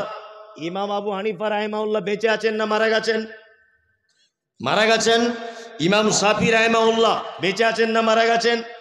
মারা গেছেন। তার মানে ওরা তো এখন আর নেই, তাই তো? তার মানে ধর্মীয় ব্যাপারে যদি হাদিস এবং কোরআন এ দুটো দিয়ে যদি সমস্যার সমাধান না যদি হয়, তাহলে বর্তমান যারা আলেম, বড় আলেম রয়েছেন তাদের শরণাপন্ন হতে হবে। যদি তাদের কাছেও সমস্যার সমাধান না হয়, আল্লাহ বলছেন ফাইন তানাযাতুম ফি শাইইন ফারুদ্দুহু ইলাল্লাহি ওয়া রাসূল, তাহলে তোমরা আল্লাহ এবং তার রাসূলের দিকে প্রত্যাবর্তন করো, এটাই তোমাদের জন্য কল্যাণ। এইবার একটা কথা আপনাদেরকে বলি, খুব মনোযোগ সহকারে শুনবেন। আল্লাহ নবী সাল্লাল্লাহু আলাইহি ওয়াসাল্লাম পৃথিবী থেকে চলে গেছেন কত হিজরিতে? কারো জানা আছে? 11 হিজরিতে। কত? 11। ইমাম আবু হানিফা, যাকে বলা হয় ইমামে আজম বলা হচ্ছে, ইমামে আজমের জন্ম হয়েছে 80 হিজরিতে। কত? 80। তার মানে আল্লাহ নবী সাল্লাল্লাহু আলাইহি ওয়াসাল্লাম চলে যাবার কত বছর পরে জন্ম? 69 বছর পরে। নিশ্চয় ইমাম আবু হানিফা রাহিমাহুল্লাহ মায়ের পেট থেকে তিনি ইমাম হননি, মিনিমাম 10 বছর পড়াশোনা করতে হয়েছে, তাই না? তারপর ইমাম হয়েছে। তার মানে আল্লাহ নবী সাল্লাল্লাহু আলাইহি ওয়াসাল্লাম চলে যাবার 79 বছর পর ইমাম হয়েছেন ইমাম আবু হানিফা রাহিমাহুল্লাহ, তাই তো? এবার আপনাকে একটা কথা বলি, 150 হিজরিতে পৃথিবী থেকে চলে গেছেন ইমাম আবু হানিফা রাহিমাহুল্লাহ, 150 হিজরিতে জন্ম হয়েছেন ইমাম শাফি রাহিমাহুল্লাহ। এইভাবে 300 হিজরির ভিতরে সমস্ত আইম্মায়ে কেরামগণ পৃথিবী থেকে চলে গেছেন। ইমাম আহমদ বিন হাম্বল, ইমাম শাফি, ইমাম মালিক, ইমাম আবু হানিফা, ইমাম বুখারী, ইমাম তিরমিজি, সমস্ত আইম্মায়ে কেরাম 300 হিজরির ভিতরে পৃথিবী থেকে চলে গেছেন। তখনও পর্যন্ত শবে বরাতের জন্ম হয়নি। 300 হিজরি পর্যন্ত নবী দিবস ছিল না। 300 হিজরি পর্যন্ত কিয়াম ছিল না, 300 হিজরি পর্যন্ত হালুয়া রুটি ছিল না, 300 হিজরি পর্যন্ত দাঁড়িয়ে ইয়া নবী সালাম আলাইকা ছিল না, 300 হিজরি পর্যন্ত নবীর নাম শুনে চোখে চুম্বন করতে হবে ছিল না। তারও 150 বছর পরে শবে বরাতের জন্ম। তার মানে মুহাম্মদ সাল্লাল্লাহু আলাইহি ওয়াসাল্লাম পৃথিবী থেকে চলে যাবার 450 বছর পরে শবে বরাতের জন্ম। এটা সুন্নত হয় কি করে? সুন্নত কোন জিনিস প্রমাণ করতে গেলে মুহাম্মদ সাল্লাল্লাহু আলাইহি ওয়াসাল্লামকে বেঁচে থাকা অবস্থায় প্রমাণ লাগবে। কি বলছি বুঝতে পারছেন? কিছু বুঝতে পারছেন? কত বড় বিয়াদব! বলছে নবীজির দাঁত ভেঙে দিয়েছিল, নবীজি শক্ত জিনিস খেতে পারেনি, ওই জন্য একটু হালুয়া করে খাই। বলে না? বলে। আপনাকে একটা জিনিস বোঝাচ্ছি, আমি শুনে নেন। আমার বেটা যদি এখন বলে যে আমি আমার বাপের বরযাত্রী গিয়েছি, কথাটা কেমন? চলবে? চলবে না। আচ্ছা, হালুয়া করে কোন মাসে? আরবি শাবান মাসে, তাই না? শাবান মাসে হালুয়া করে 15 তারিখে। আল্লাহ নবী সাল্লাল্লাহু আলাইহি ওয়াসাল্লামের দাঁত ভেঙেছে উহুদের মাঠে। কোন মাসে? শাওয়াল মাসের 7 তারিখে। কোন মাসের? শাওয়াল মাসের 7 তারিখে। শাবানের পরের মাসের নাম কি? রমজান। রমজানের পরে শাওয়াল 7 তারিখ। তার মানে 15 তারিখ থেকে এইদিকে 15 দিন, ওদিকে 1 মাস, 1 মাস 15 দিন, আর ওদিকে 7, 15 7 কত? 22। মানে এখনো নবীজির দাঁত ভাঙতে 1 মাস 22 দিন বাকি। ও বিয়াদব তার আগে হালুয়া করে বসে আছে। তার মানে এর পাছার চামড়া তুলে দিতে হবে আরাম করে। এখনো দাঁত ভাঙতে 1 মাস 22 দিন বাকি আল্লাহ নবী সাল্লাল্লাহু আলাইহি ওয়াসাল্লামের। কি বলছি বুঝতে পারছেন? ও আগে থেকে হালুয়া করে বসেছে, তার মানে ও দাঁত ভাঙার পক্ষে। দাঁত এখনো ভাঙেনি যাতে নবীজির দাঁত ভাঙে। হালুয়া খেয়েই ও সুন্নত পালন করবে। কত বড় হারামখোর! আল্লাহু আকবার। এই দেখুন, আপনাকে আরো মজার কথা বলি, সব গোপন কথা। কি? বাড়িতে মোমবাতি জ্বালাচ্ছে, বলছে বেটা চারিদিকে দিবি, ঘরের সাইডে আছে, সব জায়গায়। বলছে কেন আব্বা? বলছে তোর দাদু রুহু আজকে আমাদের বাড়িতে ঢুকবে, অন্ধকারে যাতে অসুবিধা না হয়, ধাক্কা টাক্কা না মারে। সব দেখবেন বাড়িতে মোমবাতি জ্বালাচ্ছে। ওর দাদুর আর কাজ নাই, ও কবরে কি হালাতে আছে, তার পাছাতে মুগুরের বাড়ি চলছে কিনা ঠিক নাই, বলছে ওর দাদু ঘরে আসবে। কি বলছি বুঝতে পারছেন? বেঁচে থাকা অবস্থায় কোনোদিন তার ঘরে লাইট ছিল না, আর মরে যাবার পরে মোমবাতি জ্বালিয়ে দিয়েছে, বলছে তার রুহু আসবে। আর ওর রুহু আসবে তুমি কি করে বুঝলে? আর তুমি দেখলে কোন চোখ দিয়ে যে ওর রুহু আসছে? আশ্চর্য ব্যাপার। আমাদের সব কি কোন দলের বলুন, আপনারা সবাই দেখতে পাবেন, আমাদের বিশেষ করে মহিলারা বিশেষ করে এই পাপের সঙ্গে যুক্ত, এই বেদাতে যুক্ত নয় বেশিরভাগ। আমি আর লোকের কথা কি বলবো, আমার মা আমাকে জিজ্ঞাসা করছে তাহলে শবে বরাতের দিন রোজা রাখতে হবে তো? মানে আগেকার দিনের মেয়ে তো, মূর্খ সুর্খ, লেখাপড়া জানে না। তো আমি বলছি কেন তুমি আজকে রোজা রাখবে কেন? বলছে না, তোর বড় বুবু ফোন করেছিল, রোজা রাখতে বলছে। মানে ওরা সব আর কি অন্য মাযহাবের, আমার আব্বা বিয়ে শাদী দিয়েছে, সব রোজা রাখতে বলছে। আমি তুমি এই 15 তারিখকে কেন্দ্র করে যদি রোজা রাখো, তা তোমার জাহান্নামে যাওয়ার জন্য এটাই যথেষ্ট হয়ে যাবে। কি বলছি বুঝতে পারছেন?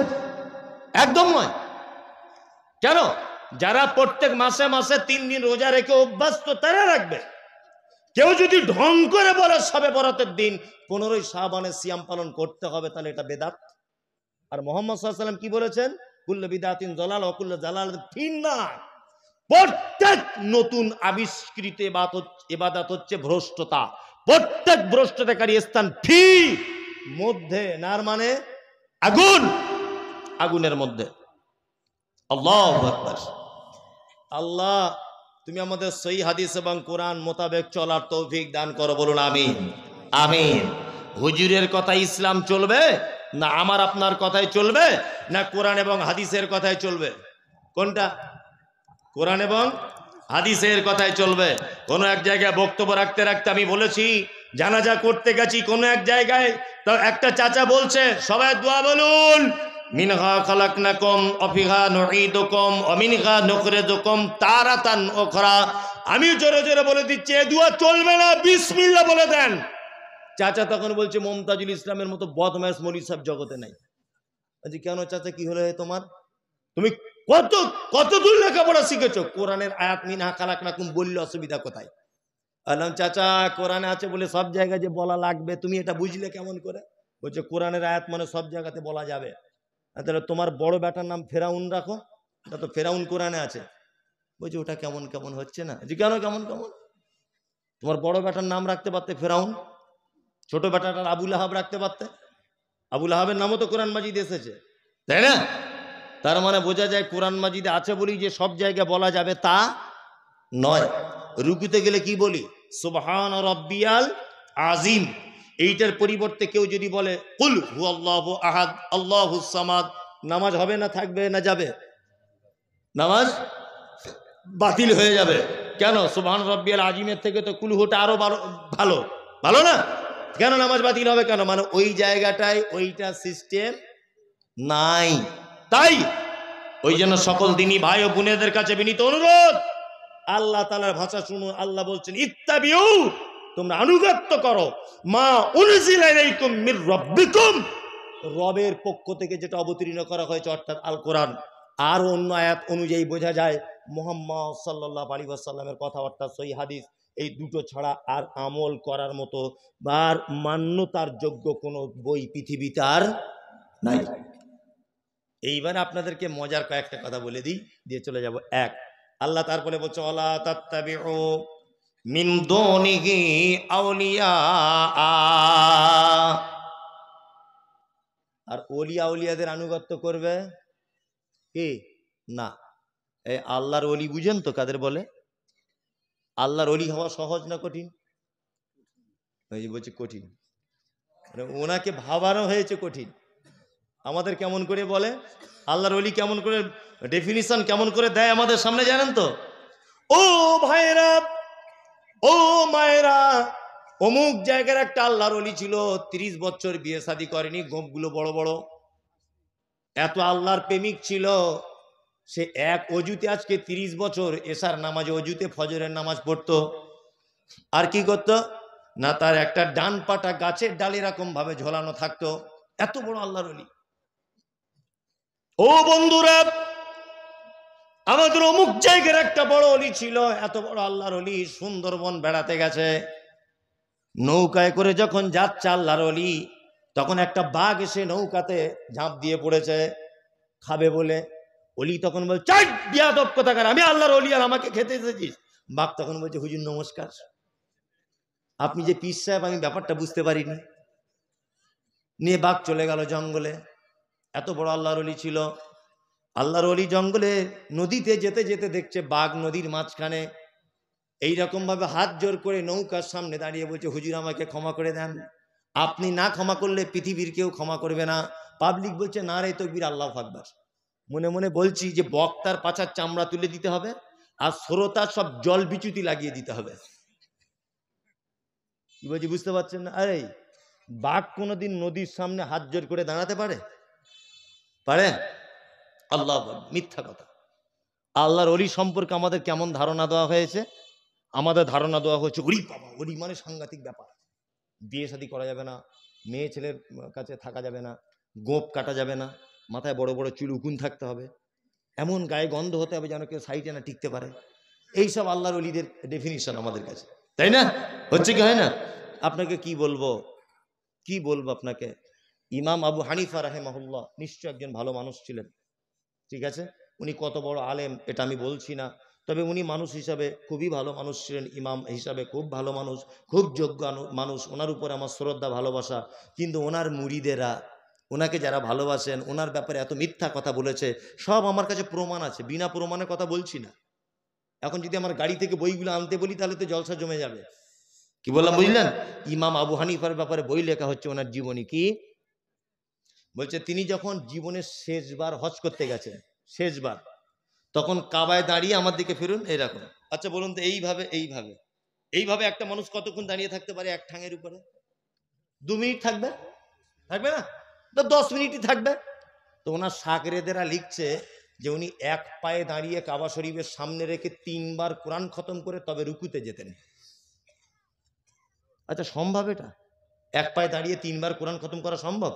সম্ভব নয়। ওনার ব্যাপারে বই লেখা হচ্ছে মিথ্যাভাবে। উনি ভালো মানুষ ছিলেন, কি বলছে 99,000 বার চামড়ার চোখ দিয়ে আল্লাহকে দেখেছে। বলছেন কি বলছে বুঝতে পারছেন না? ওনার ব্যাপারে বলা হচ্ছে, কি বলা হচ্ছে, বলছে উনি যখন রমজান মাসে তারাবি পড়াতেন, প্রত্যেক রেখাতে একবার করে কোরআন খতম করতেন। আচ্ছা, প্রত্যেক রেখাতে একবার কোরআন খতম করলে মিনিমাম তো 1 ঘন্টা তো লাগবেই। আপনি মোবাইলেও যদি শোনেন কতক্ষণ লাগবে? 1 ঘন্টা। তার মানে 1 ঘন্টা যদি এক রেখাতে লাগে, তা উনি 20 রেখাত পড়েন, 20 ঘন্টা, তাই তো? আর তাহলে সকাল হয়ে যাবে নাকি আর থাকবে রাত? হ্যাঁ, আশ্চর্য ব্যাপার। এইসব ব্যাপার ওনার ব্যাপারে বলা হচ্ছে, আর বলছে না রে তাকবীর আল্লাহু আকবার। মানে বক্তাও মানে যেমন, শ্রোতাও তেমন। আল্লাহর ওলি। আপনাদেরকে মজার কথা বলি, আল্লাহর ওলি হওয়া পৃথিবীতে যত কাজ আছে সব থেকে সহজ। ওলি মানে দুটি কথা বলে দিই। ওলি 1 নম্বর মানে হচ্ছে অভিভাবক। আল্লাহ বোঝাতে চাইছেন অলা তাত্তাবিউ, তোমরা আনুগত্য করো না, মেনে চলো না, মিন দুনি কি আমাকে ছাড়া, আউলিয়া, ওলি আউলিয়াদের, তাই তো? ওলি 1 বচন, আউলিয়া বহু বচন। ওলি শব্দের অর্থ হচ্ছে অভিভাবক। আচ্ছা, অভিভাবক কাকে বলে এটা আপনারা জানেন তো?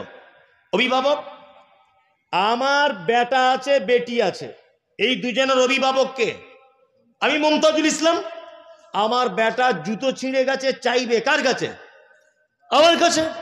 আমার বেটা স্কুলে যাবে, পয়সা চাইবে কার কাছে? আমার কাছে। আমার বেটির স্কুল ব্যাগ নেই, চাইবে কার কাছে? আমার কাছে। অভিভাবক মানে তার অধীনে থাকা প্রত্যেক মানুষের দায়িত্ব তার হাতে, তাই না? আল্লাহ, আমরা কার অধীনে থাকি? আল্লাহর অধীনে থাকি। আল্লাহকে বাদ দিয়ে অন্য কোনো মানুষের অধীনে যেতে যাব? একদম নয়। এইবার আপনাদেরকে একটা কথা বলি, আমাদেরকে ওলি 2 প্রকারের। কয় প্রকার? 2। এক হচ্ছে পরবর্তীতে ওলি, এক পূর্ববর্তীতে ওলি। ভালো করে বোঝার চেষ্টা করবেন। পরবর্তী ওলিকে, পরবর্তী ওলি হচ্ছে ইমাম আবু হানিফা, খাজা মঈনুদ্দিন চিশতি, ওই আল্লামা রুহুল আমিন সাহেব, ওই ফকির সাহেব, ওই ন্যাংটো বাবা, ওই দরগা বাবা, ওই গাছতলায় থাকে ছিকল বাবা, তালা বাবা, এরা হচ্ছে মানে পরবর্তীর ওলি, তাই না? আমরা ওয়াজ মাহফিলে, জলসাতে শুধু এদের জীবনী বলতে বলতে টাইম সব শেষ। শেষ। অর্থাৎ পূর্ববর্তীতে যারা ওলি ছিল, হযরত আবু বকর, হযরত ওমর, হযরত আলী, হযরত উসমান রাদিয়াল্লাহু তাআলা আনহুম আজমাইন, এরা আল্লাহর ওলি ছিল না? ছিল কি ছিল না? ছিল। আমরা জীবনী যদি বলতে হয়, আশ্চর্য ঘটনা যদি মানুষের সামনে আল্লাহর ওলিদের যদি পেশ করতে হয়, আমরা আবু বকরের জীবনী থেকে বলবো, উমারের জীবনী থেকে বলবো, উসমানের জীবনী থেকে বলবো, আমরা আলীর জীবনী থেকে বলবো। আরে খাজা মঈনুদ্দিনের জীবনী শুনে আমার বাপের লাভ কি?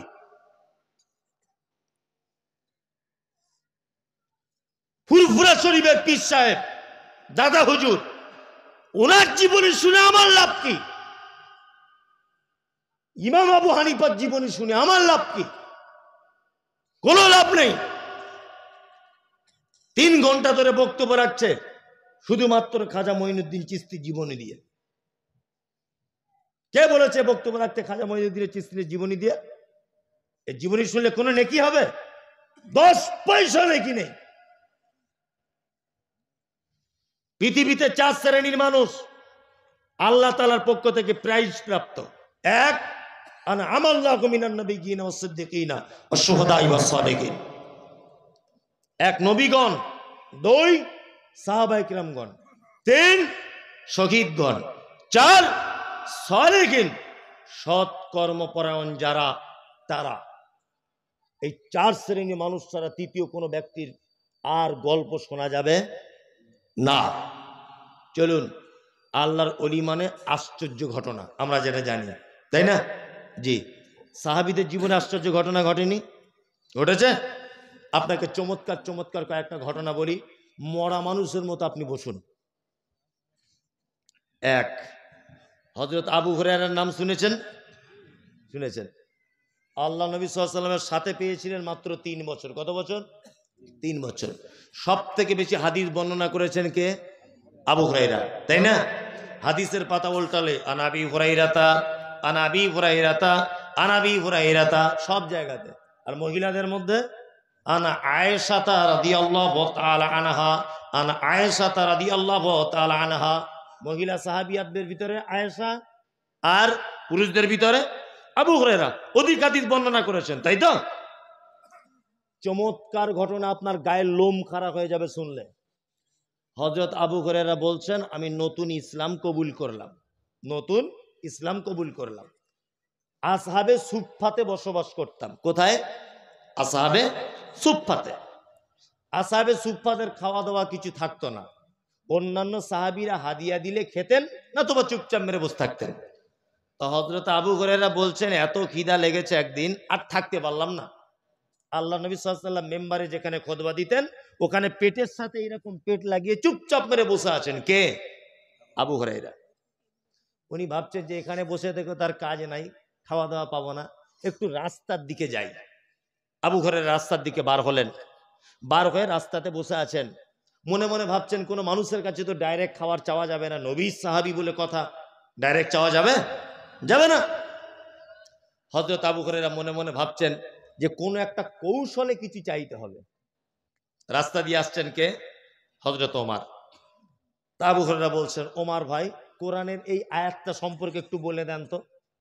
আবু হুরায়রা ভাবছেন, আমি ক্ষুধার্ত, একদিন দুদিন খাওয়া হয় না, এরকম মানুষকে চোখ মুখ দেখলে একটু বোঝা যায় না, যাবে। ওমর বিচক্ষণ মানুষ, হয়তো আমার দিকে দেখলে বুঝতে পারবে যে ক্ষুধার্ত।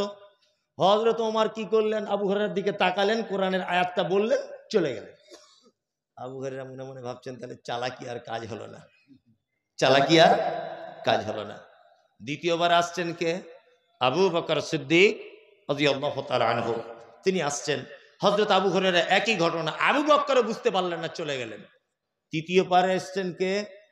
বিশ্ব নবী জনাবে রাসূলুল্লাহ সাল্লাল্লাহু আলাইহি ওয়াসাল্লাম এলেন। আসার পরে আবু হুরায়রার দিকে তাকিয়ে মুচকে হেসে বলছেন, আবু হুরায়রা কি খবর? কি খবর? খিদে পেয়েছো তাই তো? চলো আমার সাথে চলো। আবু হুরায়রা নিজে বর্ণনা করছেন, আল্লাহ রসুল হাঁটছেন, আমি আল্লাহ রসুলের পিছনে পিছনে হাঁটছি। আল্লাহ রসুল বাড়ির ভিতরে চলে গেলেন, যাওয়ার পরে আমার জন্য বলছেন, আবু হুরায়রা, আরে বরকতের খাবার হাদিয়া চলে এসেছে আজকে। আল্লাহু আকবার। কি? এক পিয়ালা দুধ। আবু হুরায়রা মনে মনে ভাবছে, এক পিয়ালা দুধ, এ তো আমার পেটের এক কোনায় পড়ে থাকবে। আল্লাহ নবী বলছেন, আবু হুরায়রা, এক কাজ করো, আসহাবে সুফফাতে যতজন সাহাবী আছে সব সাহাবীকে ডেকানো যাও। আবু হুরায়রা তো মন আরো খারাপ, এক পিয়ালা দুধ, আল্লাহ রাসূল আবার আমাকে না দিয়ে আবার অন্যান্য সাহাবীদেরকে ডাকতে বলছেন, এ কেমন কথা? কি বললাম বুঝলেন? কেউ কেউ মত প্রকাশ করেছে যে আসহাবে সুফফাতে তখনকার দিনে প্রায় 150 জনের কাছাকাছি সাহাবী ছিল, তবে এ মত সঠিক নয়। কি বললাম বুঝলেন? 150 জনের কাছে, আর 150 জন বাদ দেন, 50 জন ধরুন সাহাবী। নবীজি বলেছেন, আবু হুরায়রা তো দেরি করতে পারছেন না, চট জলদি চলে গেলেন, আসহাবে সুফফা সব সাহাবীকে আনলেন। আল্লাহ নবী সাল্লাল্লাহু আলাইহি ওয়াসাল্লাম আসহাবে সুফফা সাহাবীদেরকে আনলেন বাড়িতে ডেকে, আর পিয়ালাটা আবু হুরায়রাকে দিয়ে বললেন, সবাইকে একবার একবার করে পান করতে বলো। আবু হুরায়রা একজনকে যখন পিয়ালা দিয়েছে, মনটা খুব খারাপ, যে আল্লাহ রসুল যদি আমাকেও প্রথম পিয়ালাটা দিত তবু এক হতো, এই যা কেস, তাহলে আমি আর দুধ পাবো না। আবু হুরায়রা বলছেন, এক এক এক এক করে দুধ আমি পান করাতে লাগলাম। একদম সহি হাদিস এটা। এক এক করে সব সাহাবীর দুধ পান করা হয়ে গেল। আল্লাহ রসুল এবার আবু হুরায়রাকে বলছেন, আবু হুরায়রা, তুমি দুধ পান করো। আবু হুরায়রা তখন খুব লোভে লোভে আর কি দুধ পান করছেন। দুধ পান করে পেট ভর্তি। তখন আল্লাহ রসুল সাল্লাল্লাহু আলাইহি ওয়াসাল্লাম আবার বলছেন, আবু হুরায়রা, আবার পান করো। আবু হুরায়রা বলছেন, আল্লাহ রসুল, আমার তো আর পজিশন নাই। আবু হুরায়রা আবার একটু পান করলেন। আল্লাহ রসুল বলছেন, আবু হুরায়রা আবার করো।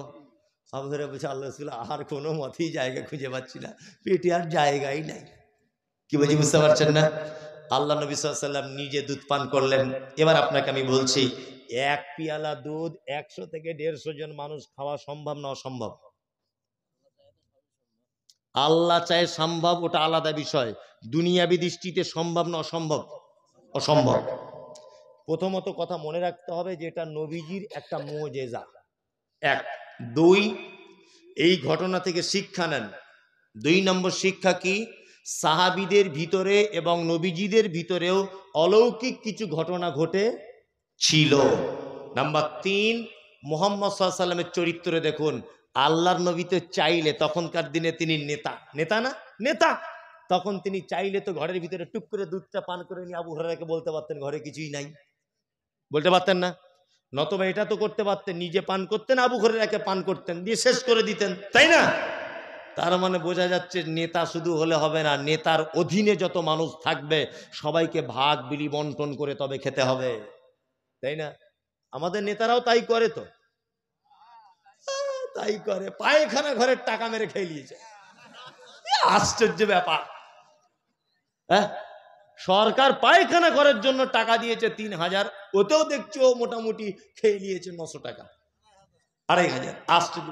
গরিব মানুষের একটা ঘর এসেছে, গরিব মানুষের, সরকার টাকা দিয়েছে, ও আবার রাতের অন্ধকারে গিয়ে বলছে 10,000 যদি না দিবি তোর নাম কেটে ফটিকের নাম তুলে দিব। ও ভয় করছে যে 1 লাখ টাকা গরিব মানুষ পাবো, যদি আমার নাম কেটে দেয় তাহলে বিপদ। কি বলছি বুঝতে পারছেন না? ও ভয়ে ভয়ে 10,000 টাকা মেরে দিয়েছে। কি বলবো আপনাকে, আল্লাহু আকবার। এরকম নেতা পশ্চিম বাংলাতে আছে। একজন মানুষ মর্মান্তিক অবস্থা, মারা যাচ্ছে, নার্সিংহোমে নিয়ে যাওয়া হলো, তা নার্সিংহোমে ভর্তি নিচ্ছে না, কোনো একজন নেতা ফোন করে দিয়েছে যে ভর্তি নেন, এটা আমার রুগী। যখন নার্সিংহোম থেকে বার হচ্ছে রুগী, বিল হয়েছে 30,000, গরিব মানুষ দিতে পারছে না, যে আমি দিতে পারবো না, 30,000 আমার পক্ষে সম্ভব নয়। তখন নার্সিংহোমের মালিক বলছে আপনি যদি ডাইরেক্ট আমাকে ফোন করতেন তাহলে ওটা 20,000 হয়ে যেত। আপনি যাকে দিয়ে ফোন করিয়েছেন ওর জন্য 10,000 রাখতে হবে যে। এই হচ্ছে নেতার চরিত্র। এরকম নেতা আছে? আল্লাহু আকবার, আল্লাহু আকবার। এটা আমাদের নেতাদের চরিত্র। আমি পৃথিবীতে এরকম নেতা দেখিনি যে জোর করে বলে আমার টিকিট না দিলে পার্টি পরিবর্তন করে দিব, আছে না? আল্লাহ, এই তো পঞ্চায়েত ভোটে প্রধান হবে, একটা গ্রামের মেম্বার হবার জন্য 10 লাখ 15 লাখ টাকা দিয়ে টিকিট কিনেছে না? কেন এত টাকা দিয়ে টিকিট কিনতে হয় কেন? মানুষ বুঝে না? আগে আন্ডার প্যান্ট পরে ঘুরতে, এখন বুলেট গাড়িতে ঘোরে। টাকা কি ওর ছাপাখানা, ওর বাপের কল আছে? মানুষ বোঝে না। আগে ওকে মানে কেউ চিনত না ওকে, আগে বাজারের লোক, এখন 4 চাকা গাড়ি করে ঘুরছে। মানুষ বুঝে না এগুলো টাকা কোথা থেকে আসে, ও কি কোন প্রফেসর, কোন কলেজে চাকরি করে, এত টাকার মালিকও বর্তমানে। হ্যাঁ, এই করছে নেতার চরিত্র। আর আমরা মানুষ এই নেতাদের ব্যাপারে ভোটের আগে কি স্লোগান দিই? আমাদের নেতার চরিত্র ফুলের মতো পবিত্র, এবার ভোটে জিতবে কে অমুক ছাড়া আবার কে। তুমি যে নেতার সার্টিফিকেট দাও তার চরিত্র ফুলের মতো পবিত্র, ও সকালে একরকম কথা বলে, বিকেলে আর এক রকমের বলে, বড় ভাইকে একরকম কথা বলে, ছোট ভাইকে একরকম নিয়ে ঝামেলা লাগিয়ে দেয়। বিচার করার সময় দুজনের কাছে টাকা খেয়েই বলে তোর পক্ষেই রায় দিয়ে দেবো। এই হচ্ছে বর্তমান অবস্থা নয়? অথচ বিশ্ব বরেণ্য মুহাম্মদুর রাসূলুল্লাহ সাল্লাল্লাহু আলাইহি ওয়াসাল্লাম নেতার চরিত্র, এক পেয়ালা দুধ ভাগ বিলি বন্টন করে খাচ্ছেন। কি বললাম বুঝলেন? চলুন, এই হাদিসের এটা শিক্ষা। দ্বিতীয় আর একটা চমৎকার ঘটনা আপনাদের সামনে পেশ করছি, অলৌকিক ঘটনা যেটা সাহাবীদের ভিতরে ঘটেছে। এক খন্দকের যুদ্ধ হয়েছিল, নাম শুনেছেন? খন্দকের যুদ্ধ। হ্যাঁ, আল্লাহ নবী সাল্লাল্লাহু আলাইহি ওয়াসাল্লাম খন্দকের যুদ্ধের ব্যাপারে খুব চিন্তিত ছিলেন, খুব চিন্তিত। কারণ এইদিকে বেরোন, খন্দকের যুদ্ধের পজিশনটা প্রথমে আপনাকে বলি, বুঝতে সুবিধা হবে। এই গ্রামটার নাম কি? কিশোরীতলা। কিশোরীতলা হচ্ছে এইখানে মুসলিমদের ঘাঁটি, আর পলাশিতে হচ্ছে মুশরিকদের ঘাঁটি, ভালো করে বুঝবেন। আর যুদ্ধটা হবে কোথায় না, যুদ্ধটা এই জায়গাটাতেই হবে, ধরে নেন এই জায়গাটাতেই হবে যুদ্ধটা। মুসলিমরা সংখ্যায় কম, মুশরিকরা সংখ্যায় বেশি। আল্লাহ নবী সাল্লাল্লাহু আলাইহি ওয়াসাল্লাম চিন্তা করছেন তাহলে আমার সাহাবীগুলোকে সব শেষ করে দিবে মেরে, কি করা যায়? সালমান ফার্সি বলে একজন যুবক ইয়াং সাহাবী আল্লাহ নবীকে বলছেন, আল্লাহ নবী এক কাজ করলে হয় না? তো বলছে কি? বলছে আমাদের আর ওদের মাঝখানে একটা খাল যদি আমরা কেটে দিই। এই ঘটনাটা মন দিয়ে শুনুন, খাল যদি কেটে দিই তাহলে মনে হয় ভালো হবে। আল্লাহ রাসূল বলছেন খাল কেটে দিলে উপকার কি? বলছে ওরা যদি আমাদেরকে আঘাত করতে আসে তাহলে খালে নেমে উঠে তবে তো আমাদেরকে মারবে, ওরা যখন খালে নামবে উপর থেকে আমরা আঘাত করব। আল্লাহ রাসূল সাল্লাল্লাহু আলাইহি ওয়াসাল্লাম বলছেন, ঠিক ঠিক বলেছো তুমি, চলো চলো সাহাবীরা চলো, খাল খুঁড়তে হবে, চলো। বাড়ি থেকে দা, কুড়ুল, গাঁইতি, যার যেমন মালপত্র আছে সাহাবায়ে কেরামগণ সব খন্দকের পরিখা খনন করতে গেলেন। বিশ্বনবী গলার আওয়াজ উঁচু করে দিয়ে বললেন, এই খন্দকের যুদ্ধ যতদিন না পর্যন্ত শেষ না হবে একজন সাহাবী বাড়ি যেতে পাবে না। দুই নম্বর, যারা নতুন বিবাহ করেছে প্রয়োজনে তারা শুধু বাড়ি যাবে, আর কেউ বাড়ি যাবে না। গর্ত খনন করার কাজ চলছে। আল্লাহু আকবার। মক্কা মদিনা আপনারা জানেন পাথরিয়া জমিন, সাহাবেগণ গাঁইতি মারছেন, খুব জোরে জোরে গাঁইতি চালাচ্ছেন, পাথরগুলো ভেঙে টুকরো টুকরো হয়ে মাটি খুঁড়ছেন সাহাবায়ে কেরামগণ। আল্লাহ নবী সাল্লাল্লাহু আলাইহি ওয়াসাল্লাম নিজে এখানে উপস্থিত ছিলেন। সাহাবীগণ বলছেন যে একটা পাথরের উপরে গাঁইতি মারছি, পাথরটা ভাঙতে পারছি না, এত বড় পাথর। সহিহ হাদিস থেকে বলছি ঘটনা, এত বড় পাথর।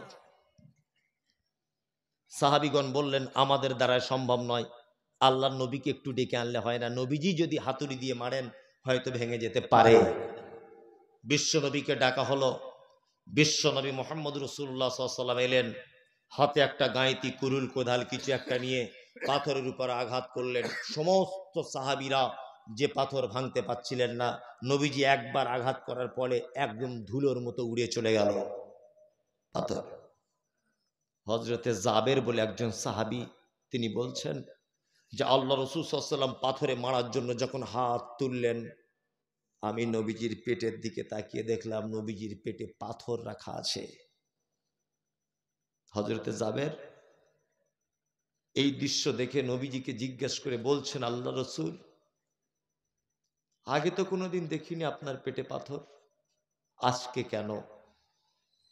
বিশ্বনবী বললেন, জাবের, আসলে এত খিদা লেগেছে যে সহ্য করতে না পেরে পেটে পাথর রেখেছি, যাতে পেটটা একটু ভারী ভারী অনুভব হয়, কষ্ট কম হবে। আল্লাহু আকবার। হযরতে জাবের নবীজির পেটে পাথর দেখে আর স্থির থাকতে পারলেন না। নবীজিকে বলছেন, জাবের, আল্লাহ রাসূল, আপনি একটু আমাকে অনুমতি দেন, আমি বাড়ি যাব। আল্লাহ রাসূল বলছেন, জাবের, বাড়ি চলে যাও। হযরতে জাবের বাড়ি গেলেন, বিবিকে ডেকে বলছেন, তাড়াতাড়ি করে এসো। আশ্চর্য ঘটনা, আমি নিজে চামড়ার চোখে দেখলাম বিশ্ব নবীর পেটে পাথর রাখা আছে। বাড়িতে কিছু খাবার আছে? জাবেরের স্ত্রী বলছে, একটা বকরির বাচ্চা আছে, আর দুটো একটা বাচ্চা ছেলের মতো খাবারের আটা আছে। হযরতে জাবের বলছেন, আমি তাহলে তাড়াতাড়ি করে জবাই করে দিই, বকরি তুমি রান্না চাপিয়ে দাও আর রুটি বানাতে লাগো। নবীজিরে করুন অবস্থা থেকে আমি আর থাকতে পারছি না। তখন জাবেরের স্ত্রী বলছেন, আপনি তাড়াতাড়ি করে নবীজিকে গিয়ে বলুন যে আমার স্ত্রী আপনাকে দাওয়াত দিয়েছে। হযরতে জাবের চলে এলেন খন্দকের ময়দানে, বিশ্ব নবীকে বলছেন, আল্লাহ রাসূল, বাড়িতে সামান্য কিছু খাবার তৈরি করেছে আমার স্ত্রী, আপনাকে আমার স্ত্রী বাড়িতে ডেকেছে, আপনি একটু চলুন আর দুই একজন সাহাবীকে সাথে নেন, চলুন গিয়ে কিছু খেয়ে আসি। এই কথা যখন বলেছেন, তখন আল্লাহ নবী সাল্লাল্লাহু আলাইহি ওয়াসাল্লাম খন্দকের 1000 সাহাবী ছিলেন, কত? 1000 সাহাবীর দিকে তাকিয়ে বললেন, এ সাহাবীরা, আরে দা, কোদাল, কুরুল যার কাছে যা আছে নিজ নিজ স্থানে রেখে দাও, চলো জাবেরের বাড়িতে দাওয়াত খেতে যাব। জাবের তো মাথা খারাপ, একটা বকরির বাচ্চা কতটা গোশত হবে? 3 কেজি 4 কেজি হবে, হয়তো 5 কেজি হবে। 1000 সাহাবী, কত? 1000। এটা সহিহ হাদিসের ঘটনা। হাদিসে আছে না নেই? আছে। জাবের তো ভয়ে থরথর করে কাঁপছেন, কি ব্যাপার, কি সমস্যা হলো, আমার মান সম্মান সব চলে যাবে। জাবের যখন চিন্তিত অবস্থায় বাড়ি ফেরত যাচ্ছেন, আল্লাহ রাসূল তখন জাবেরকে পিছন দিক দিয়ে ডেকে বলছেন, জাবের শোনো, বাড়িতে গিয়ে প্রথম কাজ তুমি তোমার স্ত্রীকে বলবে, তোমার স্ত্রী যে চুলার উপরে গোস্ত রান্না করছে ওই গোস্তর হাঁড়িটা যেন চুলা থেকে না নামিয়ে দেয়। 2, তোমার স্ত্রী আটা খমির করে যেটা রুটি পাকাচ্ছে, রুটির পাত্র যেন চুলা থেকে না নামায়। আমি যাচ্ছি, জাবের চলো। তখন হযরতে জাবের বাড়িতে এসে খুব মন খারাপ, স্ত্রীকে ডেকে বলছেন সর্বনাশ হয়ে গেছে, ঘটনা এই আমি আল্লাহর নবীকে দাওয়াত দিয়েছি আর নবীজি 1000 সাহাবীকে দাওয়াত দিয়েছেন। জাবেরের স্ত্রী তখন বলছেন চিন্তার কোনো কারণ নেই, আপনি দাওয়াত দিয়েছেন কাকে বলুন? তো বলছে আমি দাওয়াত দিয়েছি আল্লাহর নবীকে। বলছি 1000 সাহাবীকে দাওয়াত দিয়েছে কে? বলছে নবীজি নিজে। তখন জাবেরের স্ত্রী বলছেন আপনি কেন টেনশন করছেন? আপনি নবীজির দায়িত্ব দিয়েছেন, দাওয়াত করেছেন, নবীজির টেনশন করুন। নবীজি 1000 সাহাবীর দাওয়াত দিয়েছেন, ওটা নবীজি বুঝবেন, তুমি কেন টেনশন করছো? ওই জন্য বারবার বলি বুদ্ধিমান মেয়েকে বিয়ে করবেন। বিয়ে করার সময় কি করা লাগবে? বুদ্ধিমান মেয়েকে বিয়ে করতে হবে, আল্লাহওয়ালি মেয়েকে। আর আমরা আল্লাহু আকবার, চামড়া পরিষ্কার বলছে খুব পছন্দ, খুব। কি বললাম বুঝলেন না? আমাদের বেটা বেটি দেখতে যাওয়ার নিয়ম কি? গিয়ে বেটার বাপ বলছে মা তোমার নাম কি? বলছে শেফালি খাতুন। শেফালি? আর শেফালি, আচ্ছা তোমার ভাই আছে মা? না আমার ভাই নেই, আমি বাপের একটা বেটি। তোমার আব্বা কি করে? না আমার আব্বার ওই বাজারে 4টে দোকান আছে, আর আমার আব্বার 4টে লরি আছে। বলছে তাই নাকি? বলছে হ্যাঁ। মানে ও ভাবছে মনে মনে ওর বাপের 4টে লরি আর 4টে দোকান, মানে ওর বাপের বয়স হয়ে গেছে, ওর বাপ মরে গেলেই সব জমি আর গাড়ি আমার বেটার হয়ে যাবে, ও এইটা ভাবছে। খুব পছন্দ। মেয়েটাকে তখন লাস্টে জিজ্ঞেস করছে মা তুমি পড়াশুনো করেছো? বলছে হ্যাঁ বিএ পাস করে। বলছে আর কলেজে টলেজে যাও না? বলছে না কলেজে আর যাচ্ছি না। বলছে তাহলে এখন কি করছো? বলছে এখন মাঝে সাঝে টিকটকে ভিডিও করে ছাড়ি। চাচা বাড়ি এসে ওর বউকে বলছে সাংঘাতিক বৌমা দেখেছি গো। বলছে কেমন বৌমা? বলছে শুধু বৌমা না, টিকটকের নায়িকাও বটে। মোবাইলটা খুলে দেখো, বাড়ি এলে ছেলেকে বলবে টিকটকের নায়িকা। চামড়া পরিষ্কার, দেখতে খুব সুন্দরী। চামড়া পরিষ্কার বলে সুন্দরী নয়। আল্লাহ নবী সাল্লাল্লাহু আলাইহি ওয়াসাল্লাম বলেছেন নারীকে 4টে গুণ দেখে বিয়ে করো। কটা? 4টে বৈশিষ্ট্য। এক, সে সুন্দরী কিনা। এখানে একটা প্রশ্ন আলেম ওলামার আজও পর্যন্ত বলেছে কি জানা নেই। সুন্দরী বলতে কি? যে মেয়েটার দাঁত উঁচু, চোখটা টেঁড়া, ওই মেয়েটা আল্লাহ নবী সাল্লাল্লাহু আলাইহি ওয়াসাল্লামের এই হাদিসের উপর আঙুল তুলতে পারে কি পারে না? পারে। যে মেয়েটা বেঠে, যে মেয়েটা কালো, আফ্রিকার মতো কুচকুচে কালো, ও তো সুন্দরী নয় আমাদের দৃষ্টিতে। কিন্তু নবীজি বলেছেন সুন্দরী মেয়েকে বিবাহ করো। আদেও সুন্দরী বলতে কি বোঝানো হয়েছে সেটা দেখতে হবে। কাজী নজরুলের ভাষা মনে পড়ে যায়, দেখিতে পলাশ ফুল অতি মনোহর, গন্ধ বিনে সবে তারে করে অনাদর। যে ফুলের সৌরভ নেই, কিসের সে ফুল? কদাচ তাহার মনে মজে না বুলবুল। পলাশ ফুল দেখতে পাওয়া যায়, বাজারে বিক্রি হয় না, কেউ কিনেও নেয় না। গোলাপ ফুল খুব দাম, তাই না? ভ্যালেন্টাইন্স ডে একবার শুধু নিয়ে আই লাভ ইউ বলবে 100 টাকা দাম, 250। একবার আই লাভ ইউ বলে, আই লাভ ইউ 2 বলতেও পারে নাও পারে, ভরসা নেই, তারপরেও 250 টাকা পিস, তাই না? তার মানে ও দেখতেও যত সুন্দর, ওর সেন্ট তত ভালো, তাই না? ওই জন্য বলছি চামড়া পরিষ্কার হলে সুন্দরী নয়। চামড়া সাদা হলে যদি সুন্দরী হতো তাহলে আমি মনে করব কালো আঙ্গুরের থেকে মূলোর দাম বেশি হতো, তাই না? সাদা হলেই যদি দাম বেশি হতো, আপেলের থেকে মূলোর দাম বেশি হতো না? এই কালো আঙ্গুর দেখতে ভালো না মূলো দেখতে ভালো? মূলো কত কেজি? কত? 10 টাকা। কেউ খাই না, খায়, অথচ কালো আঙ্গুর এখন 400 টাকা কেজি, জান, তাই না? সিলভার কাপ মাছ 100 টাকা কেজি, সাদা চকচক চকচক করে, তাই না? আর দেশি মাগুর 1000 টাকা কেজি। কালো না সাদা? কালো। তার মানে বোঝা যায় কালো বলেই যে খারাপ তা নয়, গুণ যার বেশি দাম তার বেশি, ইমানদারিতা যার বেশি দাম তার বেশি। বেলাল হাবশি, ইথিওপিয়াতে তার বাড়ি, হযরতে বেলালের ইথিওপিয়াতে বাড়ি। বেলাল মাথার চুলগুলো পাখির বাসার মতো কালো, কুচকুচ কুচকুচ কুচকুচ করে বেলালকে। ইমানদারিতার দিক দিয়ে কি উজ্জ্বল নক্ষত্র নয়? উজ্জ্বল নক্ষত্র। আবু জাহেল, আবু লাহাব, জি জানা আছে? দেখতে কেমন ছিল? তখনকার দিনে মক্কা মদিনার আরব দেশের সব থেকে সুন্দরের উপাধি পেয়েছিলেন, তার নাম আবুল আহাব। কি বললাম বুঝলেন? সব থেকে সুন্দর, কিন্তু ইমান ভিতরটা খারাপ। টিকতে পারবে আল্লাহর দরবারে?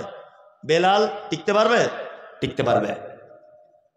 এই যে কথা বলছিলাম, জাবেরের স্ত্রী কথা বলছেন, নবীজি দাওয়াত করেছেন সাহাবীদের, নবীজি বুঝবেন। আল্লাহ নবী 1000 সাহাবীকে নিয়ে জাবেরের বাড়িতে ঢুকছেন। ঘটনাটা শুনুন, কত চমৎকার। আল্লাহ নবী সাল্লাল্লাহু আলাইহি ওয়াসাল্লাম জাবেরকে বলছেন, জাবের এক কাজ করো, কই কোথায় হাঁড়ি কুড়ি আছে বলো। জাবের বলছেন, ওই দেখুন গোস্তের, এই দেখুন রুটির। আল্লাহ নবী সাল্লাল্লাহু আলাইহি ওয়াসাল্লাম জাবেরকে একটা নিয়ম বলে দিলেন, 10 জন করে সাহাবী ভিতরে ঢোকাও। কতজন করে?